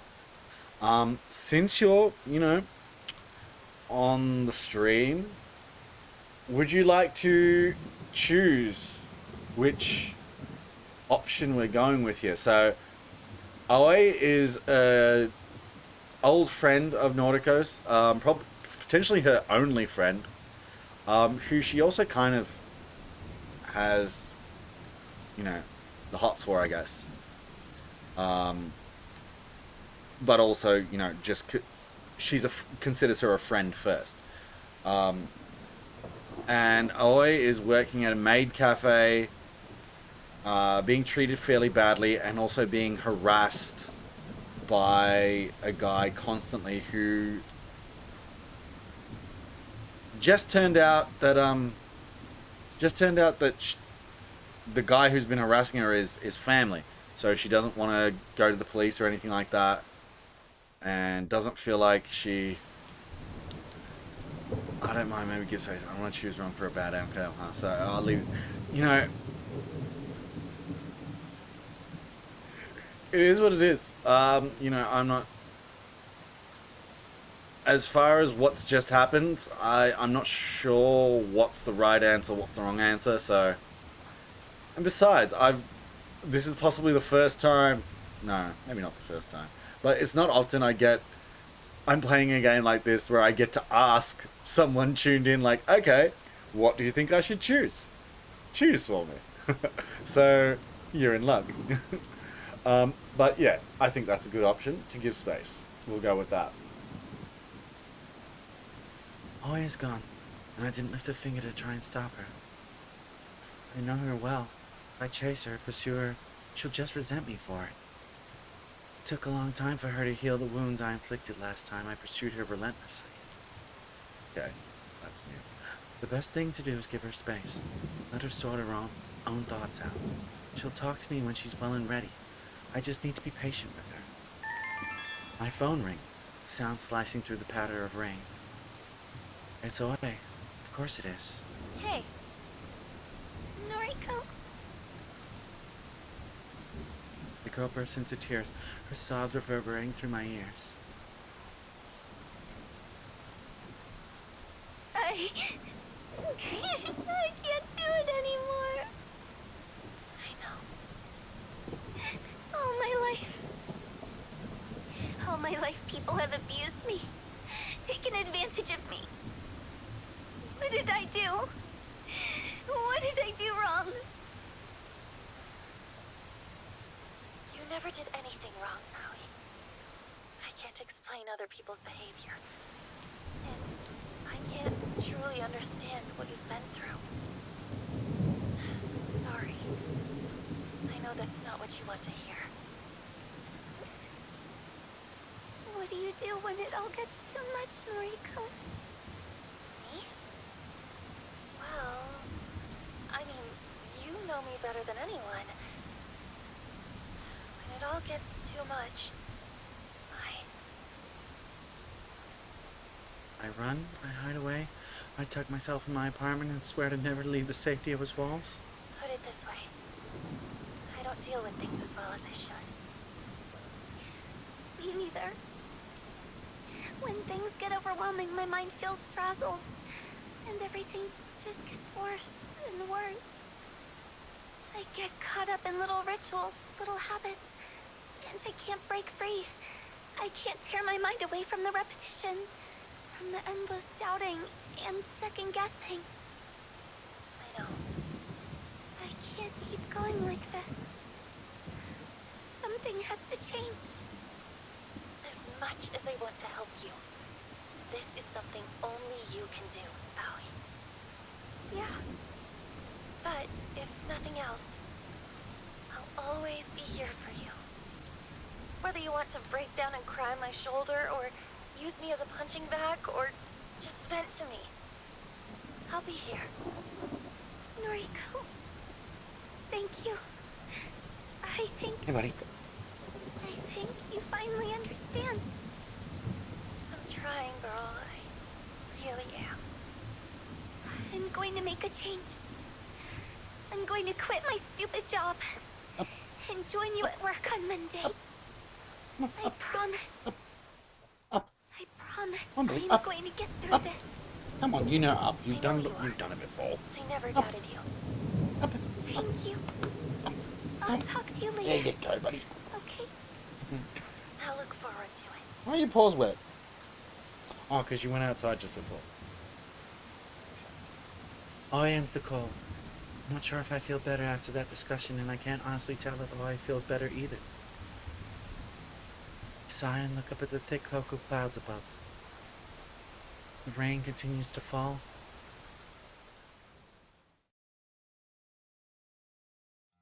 You're a good boy. You want more pads, do you? May 31, Sunday afternoon. Achievement unlocked. Made unmade. Haha. Today drags on and on. Since I don't work weekends, I never really know what to do with myself. The library yesterday was nice, but I don't want to hang out again there today. There again. So far, I've spent the day simply reading at home and brewing the occasional cup of tea to stave off my hunger. Tea? Hunger? No? What? I keep checking my phone, but Oi hasn't replied to any of my texts. Even when I call, she lets it go to voicemail. I don't even have any new requests to attend to. I was hoping I would get at least one this weekend to help occupy my time. To take a break from reading Strange Flower, I decide to browse through noise and see what's happening in my social circle.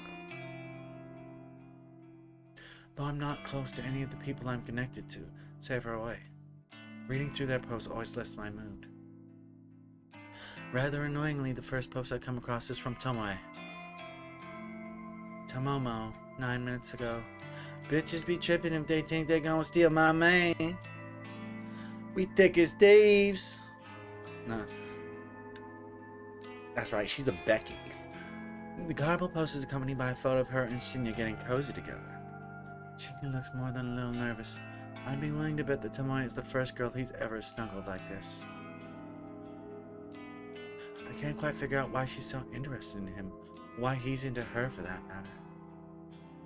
At first I thought Tomoe was just trying to bug me to annoy me by pursuing someone she thought I wanted. But surely this is taking it too far, right? Haven't I made it clear that I just don't care? As for Shinya, maybe that boy really is into the blow-up doll look. I guess I understand him less than I originally thought. I noticed that I've been frowning while looking at Tomoe's post, so I decided to slam my finger down on the thumbs down button. A little text box below the post now reads, Naruko Kurosawa disliked this. My frown breaks and I smirk. It feels somewhat satisfying to publicly dislike Tomoe's post. I can imagine Tomoe's face going tomato red when she reads the notification. With a little giggle, I scroll past the post and keep browsing my feed. As expected, it doesn't take long to find a post from Shinya himself. It's out of character for him, but he's actually not posting about criminal cases and detective work for once. Shinya with a capital S, Fujikawa, 13 hours ago. I never believed in love until I met her. She swept me off my feet and showed me how to become... She makes me want to be the best person I can be. My heart goes out to my darling Tomoe, 2 days together and counting. I look forward to every day because of you. Thank you. I involuntarily gag and continue scrolling. Nothing else in my newsfeed really compares to those last posts. My sister wrote something about her sucky job, and a few coworkers posted about how grief-stricken they were about Akane Tsurumaki passing away unexpectedly. Akane Tsurumaki. I look closely about Eiichi Hanada, and long before them, Rui Hatano. 3 strangers, 3 people dead, all because of Corpse Girl. People wanted them dead, and because of that, I also wanted them dead. I won't forget their names. When Corpse Girl rises above the muck, filth in this world, and becomes truly famous, I'll share a toast to their memories. Until then, I need to trudge forward. I need new targets, new victims to launch Corpse Girl's name into the stars. If Corpse Girl's website becomes more than an urban legend, more than a rumor whispered off in the shadows, then... No. I need to take it slow. I can't get too far ahead of myself. I still need to put in a lot of work before I can attain my goal. But the only way I can move forward is if more requests come through the website. There has to be a way to promote the site. Flashy advertising is out of the question. I don't want the site looking like a gimmick people can visit simply to pass the time. I need word of mouth, testimonials. So far the site has claimed 3 victims. I need the original requesters to spread the word about how effective the website really is.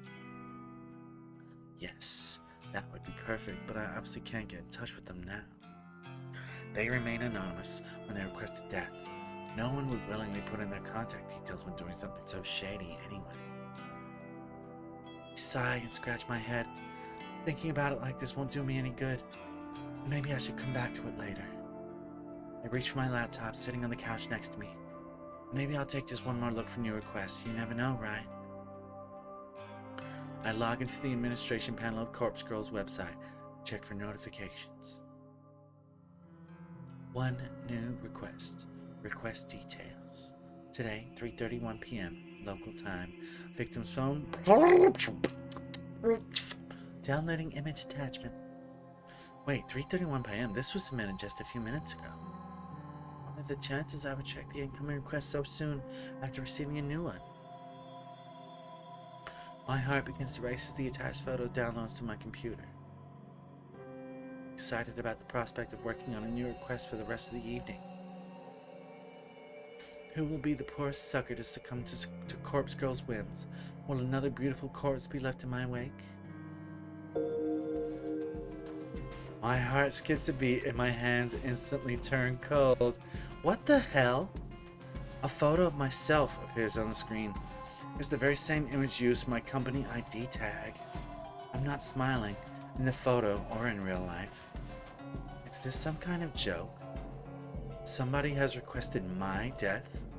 Somebody has requested my death?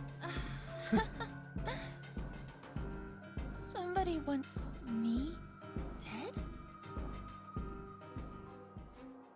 dead? Kinda saw that coming eventually. I can't believe it! She seems happy about it. I know exactly who requested my death! Tomoe! That stupid, vapid bitch! Tomoe Watanabe, the one person who hates me more than I hate myself.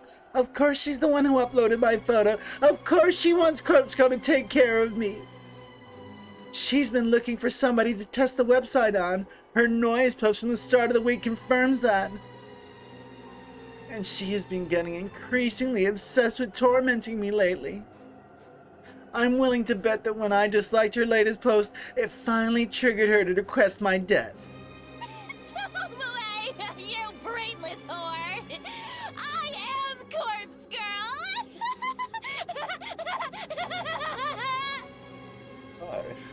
In a fit of manic laughter, I set to work dismembering my photo. I'm gonna make my corpse look so realistic that she'll think she really succeeded in getting me killed. And then, when her guard is down,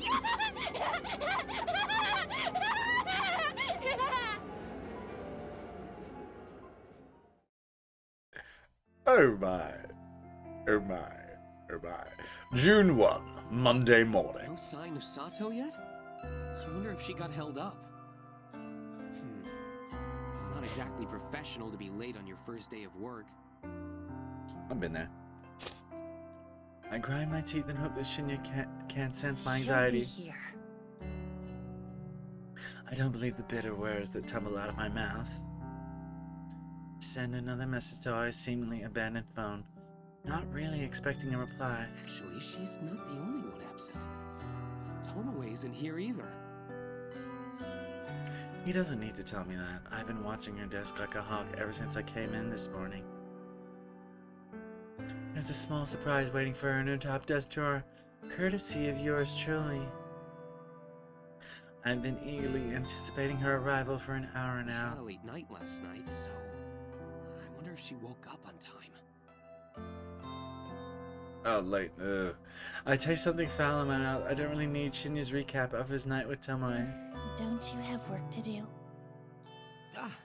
Of course, I need to. His vocalized thoughts trail off as he wanders away. I return my focus to the keyboard in front of me. As I type, letters scroll across my screen seemingly slower than usual. No Oe, no Tomoe. Static drone of the office environment is just as loud as ever, but without those two here, something feels off. Oe shouldn't be missing her first day of work. And say what you want about Tomoe, at the very least she's punctual. For her to be this late is very unusual. Kurosawa. Oh, A word, if you please. she's new. Okay, I have no idea who this is. A soft but sharp voice snaps me out of my thoughts. I look up to find a middle-aged woman standing over me, one hand beckoning me in an intimidating fashion. Kotomi Ida, an executive who oversees a lot of the juniors on this floor. I deal with her a few times a week. She is a serious and critical person, but I've seen a warmer side of her when she chats with colleagues of her own level. My Miss index finger Ida, leg's broken. did you need something? Yeah, I can't bend Please, my come index with finger me. back down that far. That's it's almost like she leads me to one of the glass screen cubicles that line one on the wall of the office. Special spaces reserved for meetings and temporary workstations. I can put my Take a seat. thumb back, my left thumb back that far, but that's because my left thumb's double jointed. I follow her instructions, sitting down on one of the bright and colorful plastic chairs that fill the A small new enclosure. employee was supposed to start work A today. new employee was supposed to start Sato, work today. an Sato, acquaintance of an acquaintance of yours, yours. if I'm Oh, not why am I mistaken. saying on? This is being voice acted. That's Whoops, right. my bad. I've been trying to get in contact with her. I see. You understand that it doesn't reflect well on Sato's character if she can't arrive on time for her first day of work, correct? Yes, I understand. Believe me, it is very out of the ordinary for her to do something like this. I'm sure. Fujikawa so recommended Sato for the job based on your personal request. You need to be aware that since Fujikawa holds rank over you, he No, I can't. is the one who will be reprimanded for hiring an unsuitable employee. Now, I wouldn't go so far as to say that he will be punished, Rather, his recommendations will be denied for the foreseeable future. And any attempt he makes to climb the ladder, so to speak, will be vehemently refused by the other executives. That's a Isn't bit that a rough. bit extreme? All of that because of one temp employee that didn't show up for work? That's the way these things go. I've seen it dozens of times. Still seems The reason kind of I'm rough. telling you this is because you should feel some sort of responsibility to apologize to Fujikawa.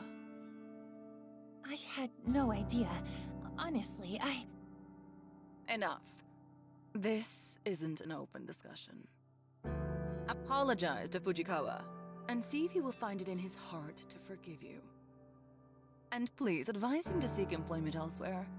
I don't foresee his career with us flourishing anytime soon. Okay. Righto. That's all. This seems like a rather extreme response. Katami abruptly exits the cubicle and leaves me alone, sitting in a stupid-looking green plastic chair. I take some time to compose my thoughts before also walking out. I don't know what to say to Shinya. I don't even know if I should say something. Hello, Frey Frey. Surely Katami is being a bit extreme in effectively halting Shinya's career at Temujin. This is all because I recommended Aoi for the job. I feel like an idiot, but how was I to know that Aoi would prove unreliable? And still, it's far too extreme. Katami is out of line. Something else is at play here, I can feel it. Maybe Katami wants Shinya gone for her own reasons, but I can't imagine. I can't imagine he's a junior employee, not excited type step on anyone's toes and make enemies. I return to my desk in a bit of a huff and slump in my swivel chair. My eyes fall on the empty can of coffee next to my computer screen, and I begin to wish I'd purchased more than one this morning. Glancing over the top of my screen, I can see that Tomoe still hasn't arrived. Maybe I'll have to wait until tomorrow for her to find the gift I left for her. I'm sure she'll love it.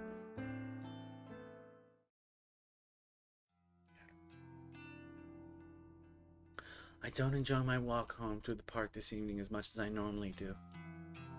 There are too many things weighing on my mind. Aoi, Tomoe, Shinya, Kotomi. Why is it that I'm increasingly finding myself drawn into office drama? I don't want to deal with any of it. I just want to pursue my own goals. Working at the office is a means to an end, a way to keep a roof over my head and have the money to achieve Corpse Girl's ambitions. If I could quit, I would, but I can't. Not just yet. Wonder if I can monetize Corpse Girl services. Users could pay a fee to request a death, or I could even just accept donations. But I get the sinking feeling that asking for money will reduce the amount of requests I get. The number of requests coming in is already depressingly low. If I reduced it any further, I'd be in trouble. As I draw closer to my apartment building, my phone cries out for attention. I bring it to my ear with a swift hand. Aoi? Noriko. What's the deal? I've been trying to get in touch with you all day. I'm sorry.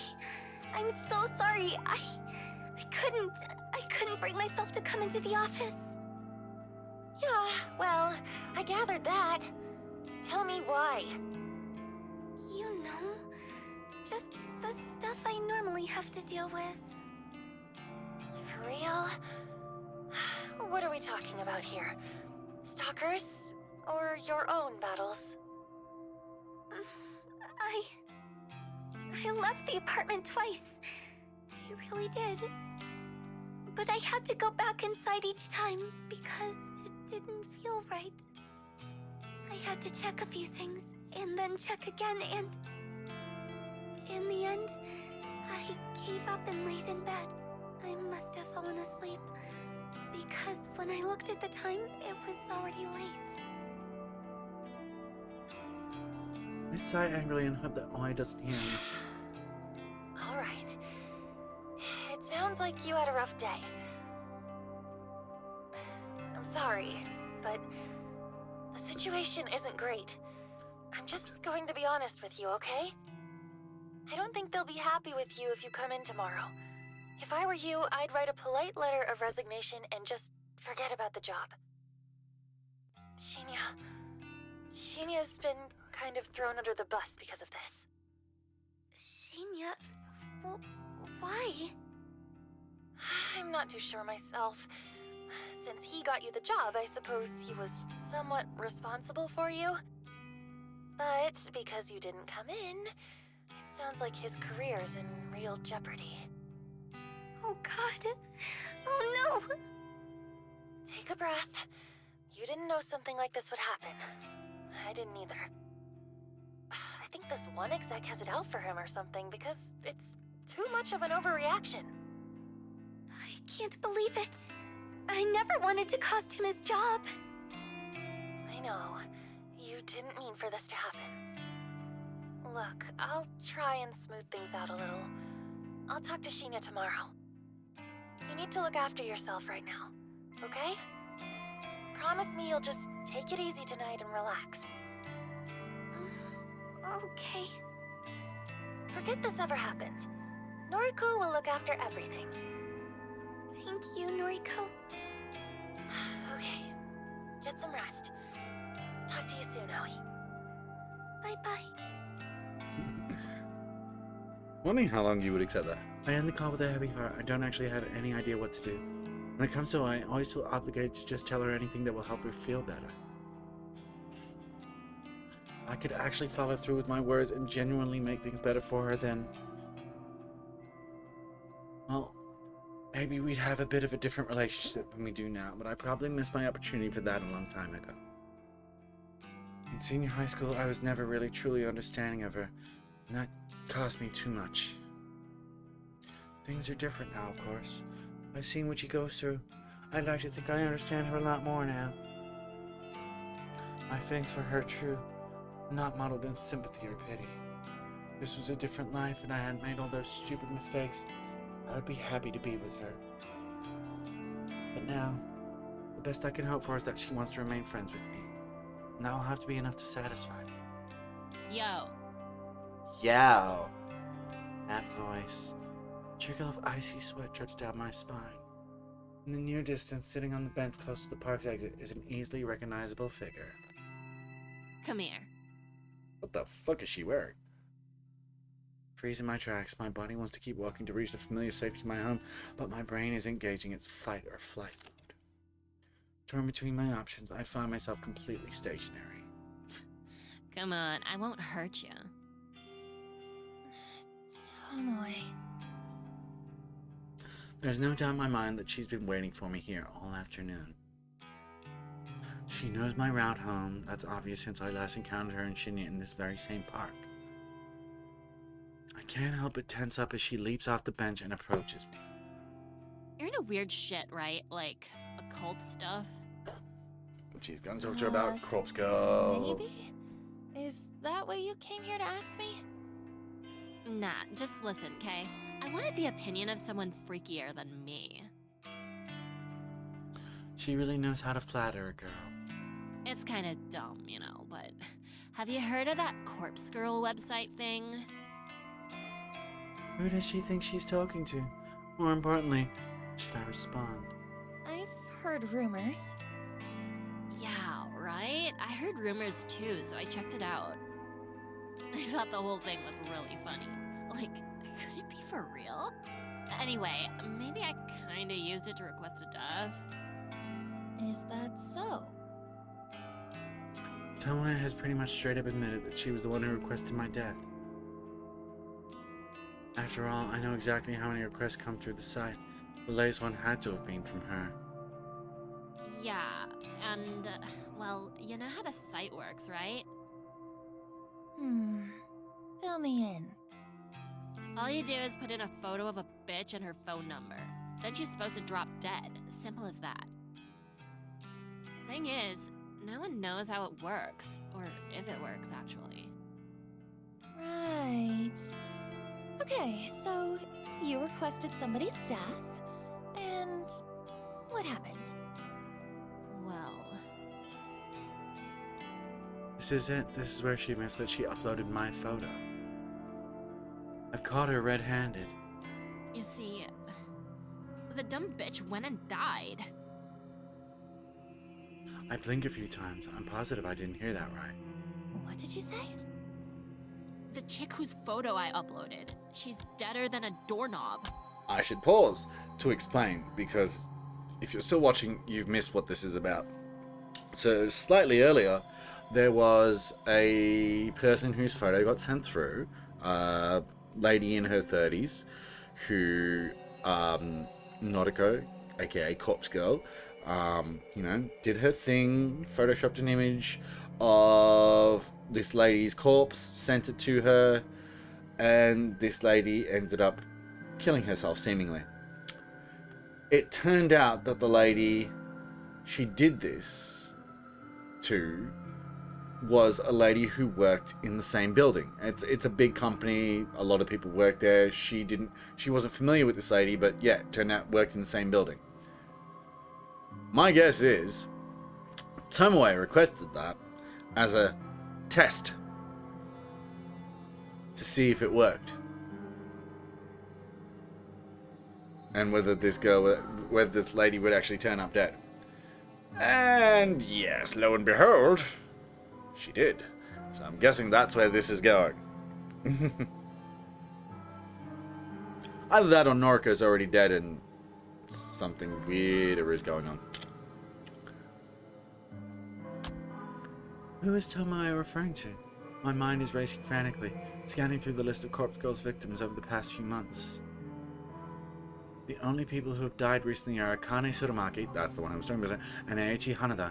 Tomoe's talking about a female, so that rules out Eiichi. Then there's Ruri Hatana, but she died such a long time ago, last year in fact. Surely Tomoe wasn't the one who requested her death. So Tomoe didn't send Noriko's photo to Noriko. It's still possible. Still possible. But also possibly she didn't. Possibly someone else did. Yeah. Like I said, possibly the other girl, what was her name? Akane Tsurumaki, was a test. And since the test worked out that it was successful, maybe then she's like, okay, this works. So I'll send through Noriko's photo now. Maybe. Maybe. Or someone else did. It was way too long ago for her to be bringing it up now. That leads me to believe that the only person Tomoe could be talking about is Akane Tsurumaki. Or has somebody else died? Somebody I never found out about. Also possible, I suppose. It's impossible. I've been so thorough in searching for the results of my work. The only victim that Tomoe could be talking about is Akane. But wait, no, that still can't be right. Tomoe requested my death. Tomoe uploaded my photo to Corpse Girl's website just recently. I take a deep breath, swallow hard, and open my mouth. Tomoe, what you're saying is really serious. Are you sure this person died? Yep, no doubt. And that's what I wanted to talk to you about. Yeah, she If seems you're to be good with this remorseful occult though. junk, how do you think she died from a website? So Do maybe you it wasn't reckon my her. request really killed her?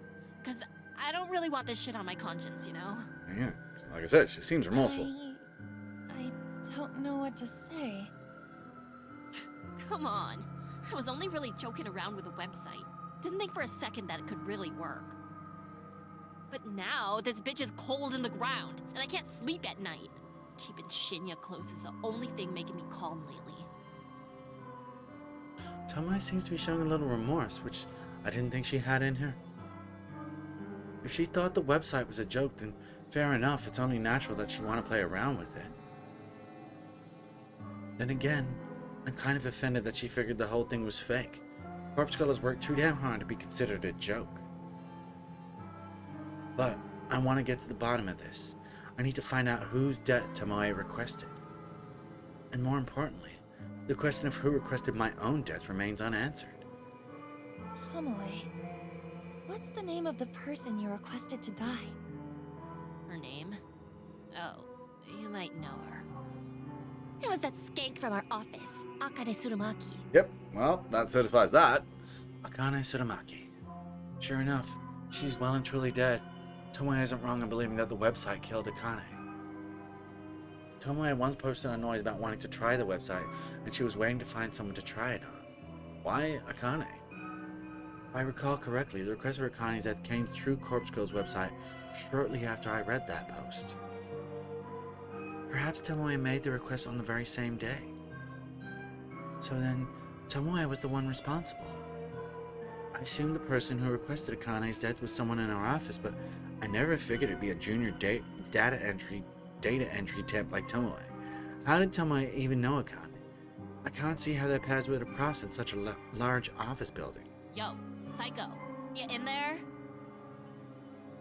I snap out of my thoughts and meet Tomoe's dead-eyed gaze. Your professional opinion, can a website really kill someone? I'm torn between giving two replies. I can state that I believe the website worked and therefore help increase Corpse Girl's credibility, or I can play it safe and make sure I'm not suspected of any involvement. Coward that I am, I decide to play it safe. No, absolutely not. A website can't kill someone. And technically true. Yeah, Technically. I figured. Guess it's just a coincidence that she died. Well, You reckon also I'm not a coincidence. Guilty then? I didn't really want the bitch dead anyway. I was just mucking around. Yeah, you're not guilty. Thank God. That's a real weight off my elbows, you know? You mean shoulders? Mm-hmm. I sure as shit won't mess around with sites like that again, though. I'm gonna play it real straight from now on. I gotta get my life together. I got a man to look after now. Okay, so yeah, from Right. this conversation, it would imply that it was not Tomoe I need to get home. that requested the death of Nordica. All I want right now is to get back and figure out who the hell uploaded a photo of me to the website. My mind is reeling and I'm not in the right headspace to listen to Tomoe's drivel any longer. Hey, for what it's worth, which ain't much. Thanks. Thanks for putting my mind at ease. Mm. I know we ain't always seen eye to eye, and... well, nah. That's about it for now. For a fleeting moment, I imagined that she was about to apologize for assaulting me last week. That possibility disappeared from my mind almost as soon as it had appeared. See you tomorrow. She waves, almost sheepishly, and wanders back through the park in the direction that I came from. Right. Time to go home. I can't relax until I know who requested my death. If it wasn't Tomoe, then the situation could be a lot more serious than I originally thought.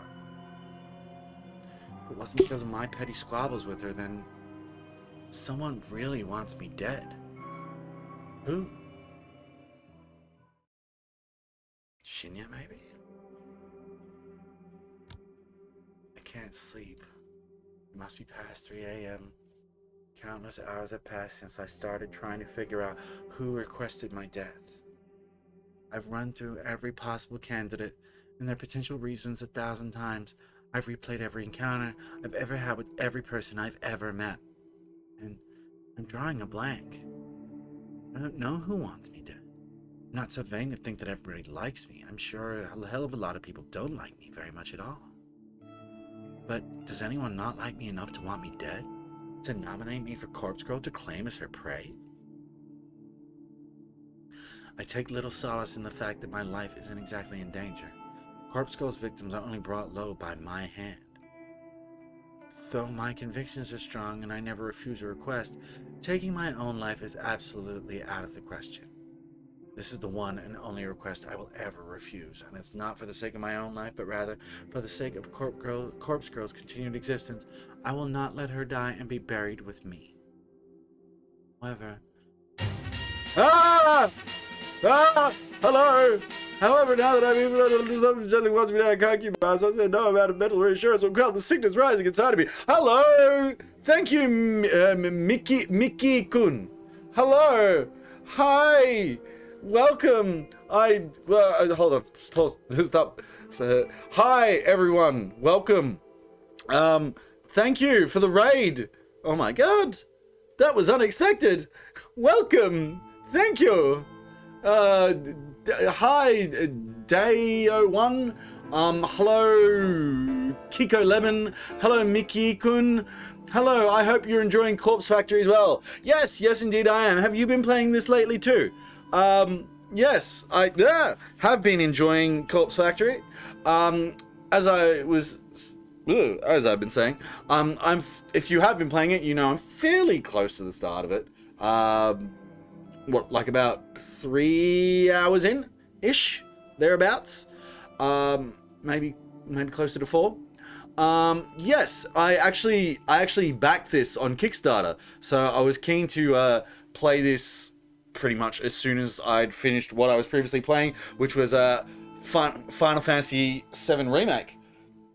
So yeah, I was keen to get in on it, and so that's exactly what I'm doing. So you were streaming it too. Awesome. Well, yeah, welcome. I'm so not used to it. This is so weird. I had my first raid ever like 2 days ago, 3 days ago, and now this is my second one. Like, and I've only, with 2 raids within 3 streams is so out of the ordinary. So incredibly out of the ordinary. That is seriously out of nowhere. But yeah, welcome. Thank you. I guess I shall continue, seeing so this is what you're here for. I wish I could say I'll be streaming for a while longer, but that's probably not the case. It is currently 2:40 a.m. where I am, and I am working. I was going to say tomorrow, but I suppose it's technically today. So I will need to sleep soon. So I was probably only going to go for like maybe another 20 hours or so. Yeah, well, I only started earlier today. And then I had to go to a rehearsal for several hours. And then I came back from rehearsal, made food, fed animals. Say hello. This is Frere, one of my animals. He just wants constant attention and affection. And then, yeah, jump back on. And, well, I've been going for about 2 hours-ish. I like the background. Did you do all those art? Plus the cute cat. I did not do all that art, sadly. My brother painted this. And the other stuff are just, like, those are just straight posters up that way. And then the Dragon Ball Z one, oh god, I bought that at a convention. The dragons near the top is by a guy named Adrian. Oh, it starts with A. I think it's Anthony something. The name is escaping me. But I bought it from him directly, again, also from a convention. And then next to those is just a poster commemorating the premiership win by the Western Bulldogs from a few years ago. And above that is some graffiti from Melbourne, or photos of graffiti from Melbourne. So yes, I didn't do any of the art, unfortunately. And yeah, as for the rest of the background, yeah, we have a shield and some various prop weaponry that my good friend Jack made. I grew up in Melbourne. I am not currently in Melbourne, but I did grow up in Melbourne. I reside in a place called Stratford, which is about 3 hours east of Melbourne. But yes, grew up in Melbourne, hence potentially you recognizing the accent. And yes, if you're from Melbourne, you might recognize that, yeah, the convention that I specified getting those posters and such from was PAX, which is something that I go to pretty much every year, and also enforce that. At least I enforced that last time it was on, and will most likely be enforcing again at this year, which I'm looking forward to, and may even do some kind of cosplay. I'm from the Philippines. My friend just arrived there yesterday, so I kind of have the time zone here on my PC. Ah, yes. Oh, everyone from Melbourne. Are you also from Melbourne? Oh, wow. Well, the last raid I had, everyone from that raid was from Brisbane, which I'm potentially moving to next year, or considering moving to Brizzy next year, because I like it there, and I like the, Yes, I am from Australia. From the AU. And if I'm not mistaken, I've been saying this, but I suddenly feel the need to check this. I'm pretty sure this game was made in Melbourne. I could be wrong about this. Let me check Kickstarter, because it'll say on Kickstarter where it was from. But I'm pretty sure that was like a lot of the reason why I backed it. I mean, it interested me, but also I'm pretty sure I was like, oh, this is actually made in Melbourne? Yes. Will back. Will, no hesitation. Let me just check this. I suddenly need to make sure I'm saying the correct things. This game attracted me because of the voice actors. So are you familiar with some of the voice actors from outside of the game? I know they were the creators of the game did make a concerned effort to get some good voice actors. I'm a bit disappointed they didn't call me. But then again, I haven't really done any professional voice acting. I just dabble. I'm a dabbler. Campaign. Yeah, so yeah, this game was made in Melbourne. So there you go. So that was like, I think I discovered it on Kickstarter by looking for Kickstarter campaigns near me, and this came up. Was like, okay, this looks interesting. Very interesting. So yeah, backed it without hesitation.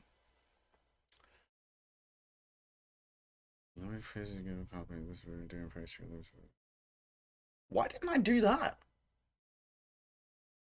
That's silly. Why didn't I get the limited edition Windows version? I'm not sure why I didn't do that. I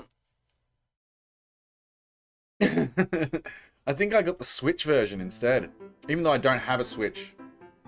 So it's a bit strange that I did that. You also dabble in VA stuff, but not really professionally. Yeah, well, you know, you got to do what you like. I do have a pretty decent setup going on. And I have done like a little bit of voiceover work. Is there anything I've been paid? Yeah, I suppose technically some I've been paid for. I do a lot of acting. I act in lots of theater. A painful amount, really. Especially when most of it is unpaid. But some of it's paid. I got paid for doing a corporate video just last week. For doing a training presentation for Workways Australia. That should be interesting. I'm intrigued. I'll be intrigued when that all comes to fruition. Yes, I am indeed very much into theatre. This year so far, I have done productions of. Let's see, I did Saga Australis in January. I did Clue in February, where I played the butler, Mr. Wadsworth. In May, I did both Macbeth, playing the role of Macbeth, and was also called in last minute in Greece because one of the other actors got COVID, so that I got some desperate phone calls like, hey, can you take the role of Roger in Greece, and can you learn it in 2 days? Like, yeah, okay. Far from me to turn down a challenge. So yeah, I did that. And currently I am rehearsing for a production of Heathers, in which I'm playing both Kurt's dad and the principal, and get to sing a duet about my dead gay son. And then once that's done, I will be rehearsing for a production of God of Carnage, and also assistant director and stage manager for a production of Steel Magnolias. So I keep myself busy. Very busy. Painfully busy. God, I miss theatre, but mine was mostly church theatre and musicals a couple of years ago. Good luck with your upcoming theatres. Would love to hear more about them in the future. Absolutely. Well, I see you followed. Thank you very much for the follow. Yeah. I will talk about them often enough because generally, if I'm not streaming, there's 3 reasons. 1, because I'm just really tired. 2, because I've been working and I'm really tired after work. Or 3, because I've been at rehearsal. Because I get involved in so many productions that I'm generally at rehearsals like 3 or 4 times a week. Because I'm just a sucker for punishment. Good times. So yes, thank you very much for the follow. I'm going to stop like rambling on now and get back to the game so you can see a bit more of the game before I jump off. Because like I said, I will have to jump off soon because I do have work. But I'm going to keep going for the moment. So, where are we? The top time. Oh, now I've forgotten what the voice I was doing was. I just got to go on a while. I need to sleep as well. Awesome. Where are you from, Mickey-kun? I'm not sure if I'm pronouncing that. Mickey. Is it just Mickey or Mickey? Because there's a double I. Mickey-kun. Maybe? Possibly. Just Mickey. Okay. Thanks, Mickey. Alright. Alright. Yes. Back to the program. Also from the Philippines. Awesome. Awesome. Yes. Well, yeah, that's cool. My cousin, who's sort of like a sister, but she's half Filipino. Her mum's from the Philippines. And yeah, she doesn't speak. Well, she doesn't speak Tagalog, but she can understand it. Just a side note. Anyway, what was I doing? Good night for now for me, but I'll do my best to catch up with your other streams in the future. Well, thank you very much. Thank you very much for the raid. Much appreciated. So incredibly appreciated. Thank you very much. Be good to yourself, and be good to your people, and be kind to yourself. Thank you. Thank you very much. You're awesome. Alright, we'll do a bit more of this game while I still have some energy before I just, my body's like, you need to sleep. Okay. The top candidates are, of course, those closest to me. I crossed her way off the list. Her relief at knowing Akane Tsuramaki's death wasn't her fault. It's convinced me that she wouldn't make the mistake of messing with the website twice. Add to the fact that she came to me for reassurance, well, it's safe to say that she's not the person I'm looking for. So that leaves the people I deal with on a daily basis. Aoi Sato, my best friend since junior high, and the first person I ever fell for. She rejected me gracefully during senior high, so gracefully that we still remain friends to this day. Would she want me dead? It's doubtful. She wouldn't even report her stalker, a guy who she is apparently related to the police because she didn't want him arrested. Then there's Shinya Fujikawa, another acquaintance from school and now my co-worker. He's even gone so far as to call us friends now that we're connected on noise. I've never been romantically interested in him, but I was under the false impression that he had feelings for me. He's a wannabe detective, but he doesn't have the competence to follow in his father's footsteps. He doesn't strike me as the type to want somebody dead, let alone to go through with requesting somebody's death. Still, quiet, guarded people like him can really surprise you. When you take those 3 out of the equation, the people I deal with daily are very few. There are the higher-ups and execs at work like Kotomi Ida, but our dealings are so short and simple that I'm sure I barely even register on their radar. If I extend my list of candidates to include people I don't deal with regularly, but who are technically still part of my life, then the list gets a little more interesting and harder to narrow down. Kenji and Momogawa, father and daughter living in my apartment building, are sweet, kind, and considerate. I couldn't imagine they'd want to kill me unless I'm really using up too much of their internet bandwidth, and they just can't take it anymore. There's my elder sister, of course, Yuriko Kurosawa. We haven't talked in over a year at least. She's scum, but probably not the type to randomly elect her own sister for death. Probably. She's on parole, so I have to believe she wouldn't do anything to jeopardize her freedom. Oh, what's she on? I want to know more about her sister. And there's Mother, Suna Kurosawa. She's simply not in a position to submit my details to Corpse Girl's website. My struggling brain can't think of anyone else currently in my life. I have a very small social circle, it's true.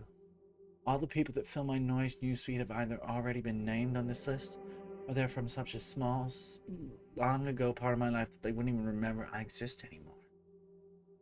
And then, suddenly without warning, a face pops into my mind with startling clarity. That guy from the library. What, Kojiro? Really? Kojiro, was it? Kojiro with no surname. He was bizarre, eccentric. Didn't seem like the type of person that gets outside much. Kind of like me, I suppose. His eyes were so clear it was unnerving. You say the eyes are the window to the soul, but I couldn't see anything of substance through his lenses. Out of everyone I've mentally listed, he seems like the person most capable of taking someone's life. That's a biased opinion based on little to no knowledge of him. It's just the impression he gives. However, I had to ask myself, would he want me dead? Me? A person he met one time at the library? In addition, the photo of me that was uploaded to my website was from Temujin's corporate system. It's the very same picture that I wear on my ID tag. How'd Kojiro have accessed it? If he was going to upload a photo of me, he would have found my noise profile and used an image from one of my albums. There aren't too many photos of me on there, but there are enough to identify me. The guy's suspicious, but I don't think he's the one I'm looking for. Yet, I can't get his face out of my mind. On a whim, I snatch up my phone from beside me and unlock the screen. The bright light shines like a beacon in the darkness, nearly blinds me, but I squint and navigate to the noise app. Kojiro. He told me his noise tag, didn't he? Koji. If I can remember it, it'll save me the hassle of having to look through hundreds of profiles with the same name just to find him. Koji! What was it? Kojiro? No, too simple. Koji something. I start to type different variations until an auto-predicted result pops up. Koji. That's the one. I tap the result and instantly arrive at his profile. The info in his About Me section is pretty vague, but judging by the display photo, I'm certain that this is the right guy. Koji. Just your average guy, taking my days one at a time. Introvert. Antisocial. Anti-establishment. Anti-everything. Lol. I like peanut butter, though. I scroll through his feed and see that he hasn't posted anything for quite some time. His most recent post is from about a year ago, and it's just an updated version of his display picture where he's cropped out a woman's face and body so the focus is just on him. I open up the direct message to him and start typing. No, Rico. Hey, this is Koji. Hey, is this Kojiro from the library? It's Noriko. I didn't catch. Since it's past 3 a.m., I'm not expecting a reply until I instantly receive a message back. Hi, late night. He replied so quickly. I swallow and gather the nerve to ask him what's on my mind. Yes, I can't sleep. Have you heard of Corpse Girl's website?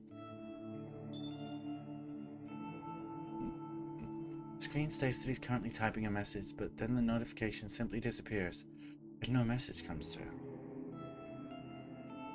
Is he ignoring me? Then... Yes. So he does know about the website.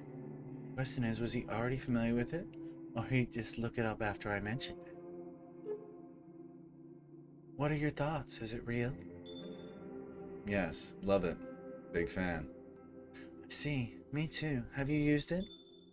No. Well, no. Not yet. Don't hate anyone enough.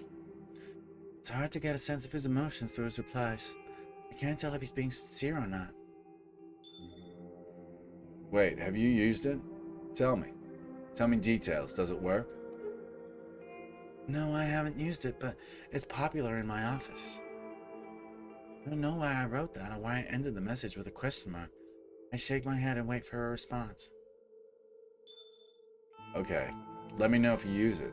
Might be work for me. Might be work for me? What does he mean by that?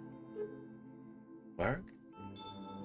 Yeah, I store cadavers. Dispose of later. I don't understand.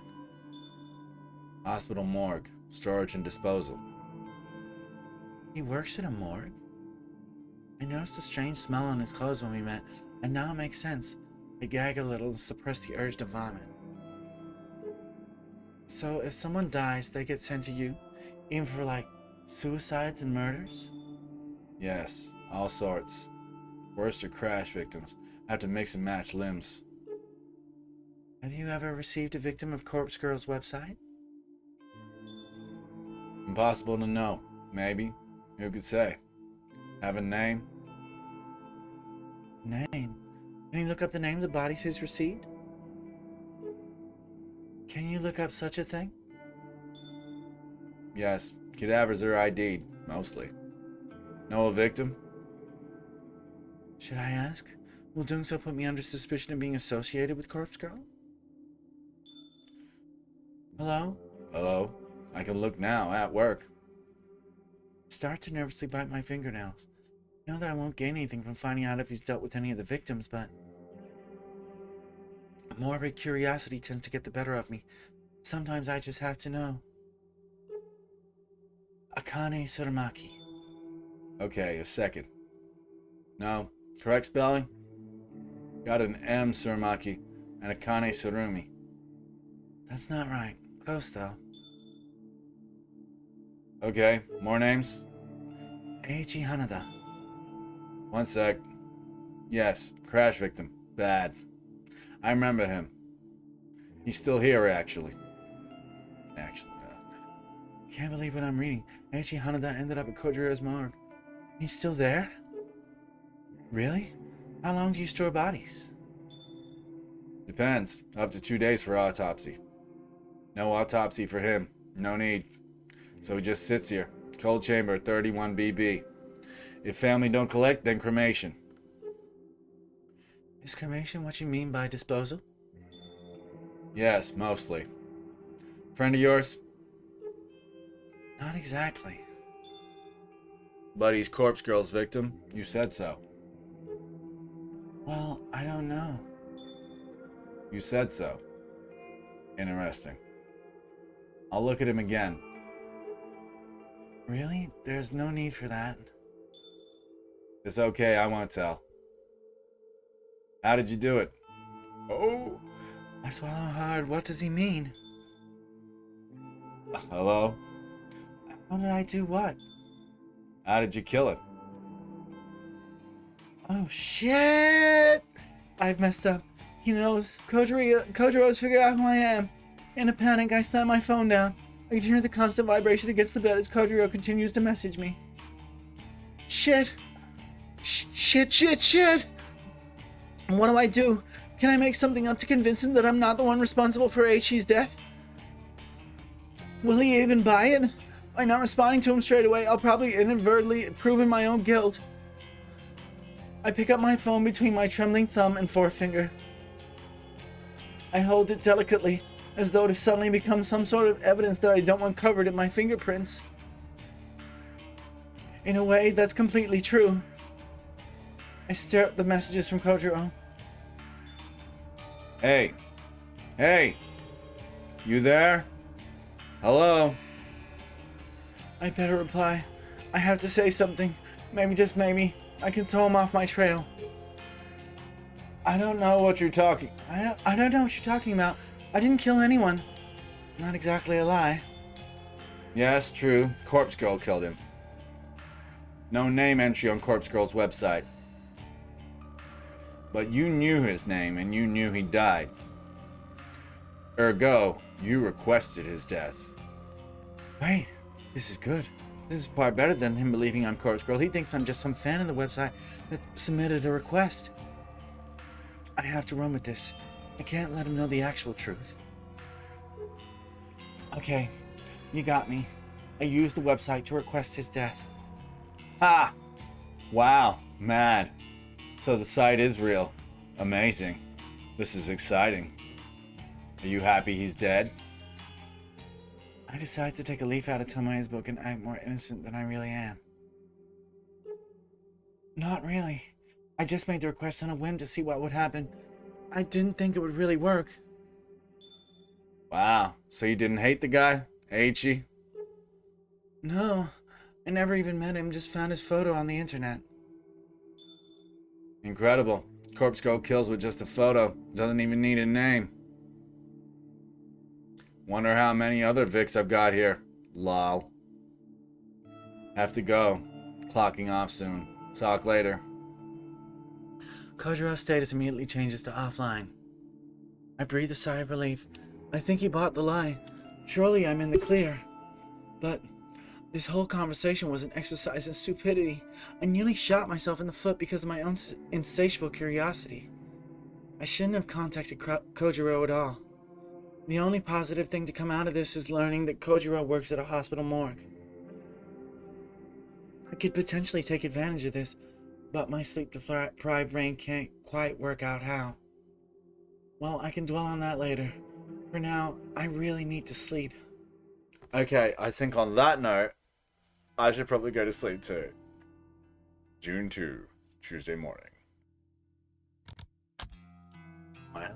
My alarm erupts with a shrieking scream and scares me awake. Yes, I think that is a good point to save.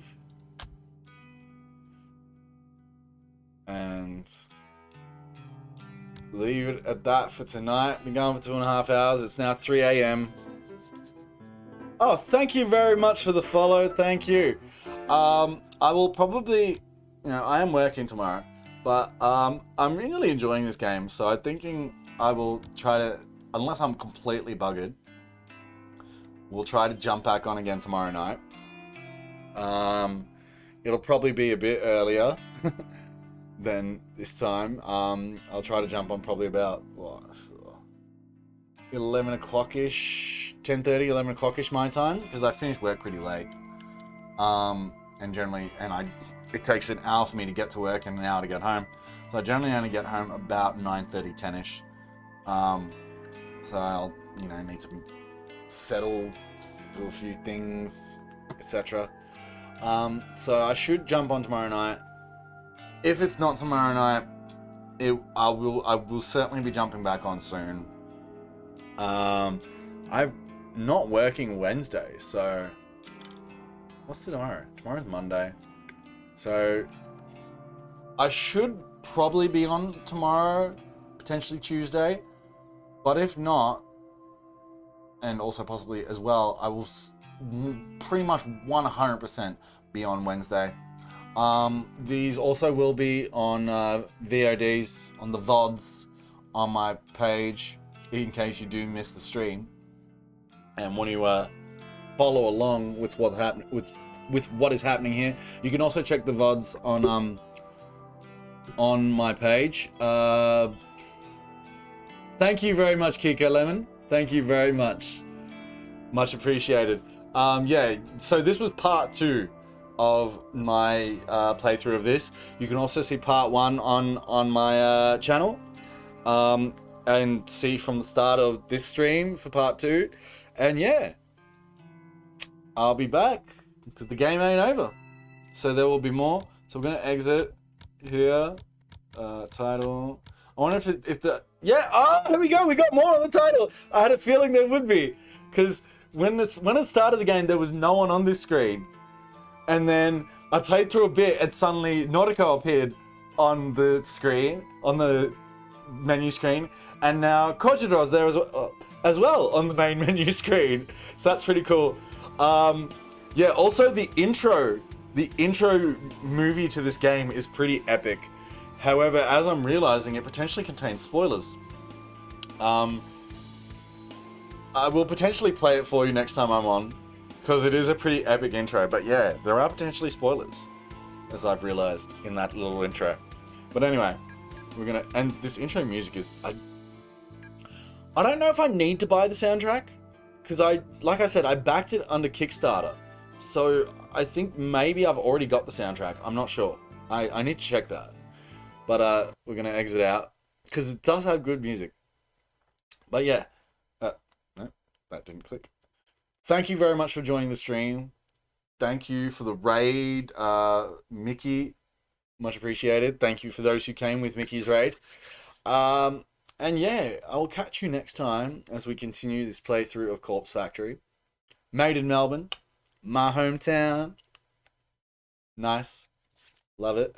I love that there are actually like real proper game development companies springing up in Melbourne. It's pretty awesome. It half makes me want to move back to Melbourne, half. But then I'm no programmer.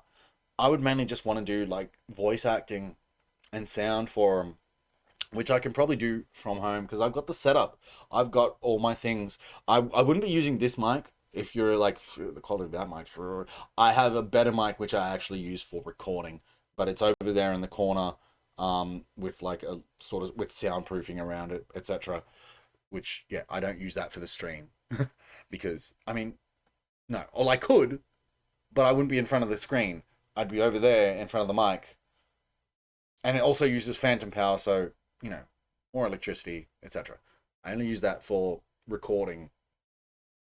Look, I've explained this enough, okay? I think you get the picture. Anyway, thank you very much for joining me. Good night. Take care of yourselves.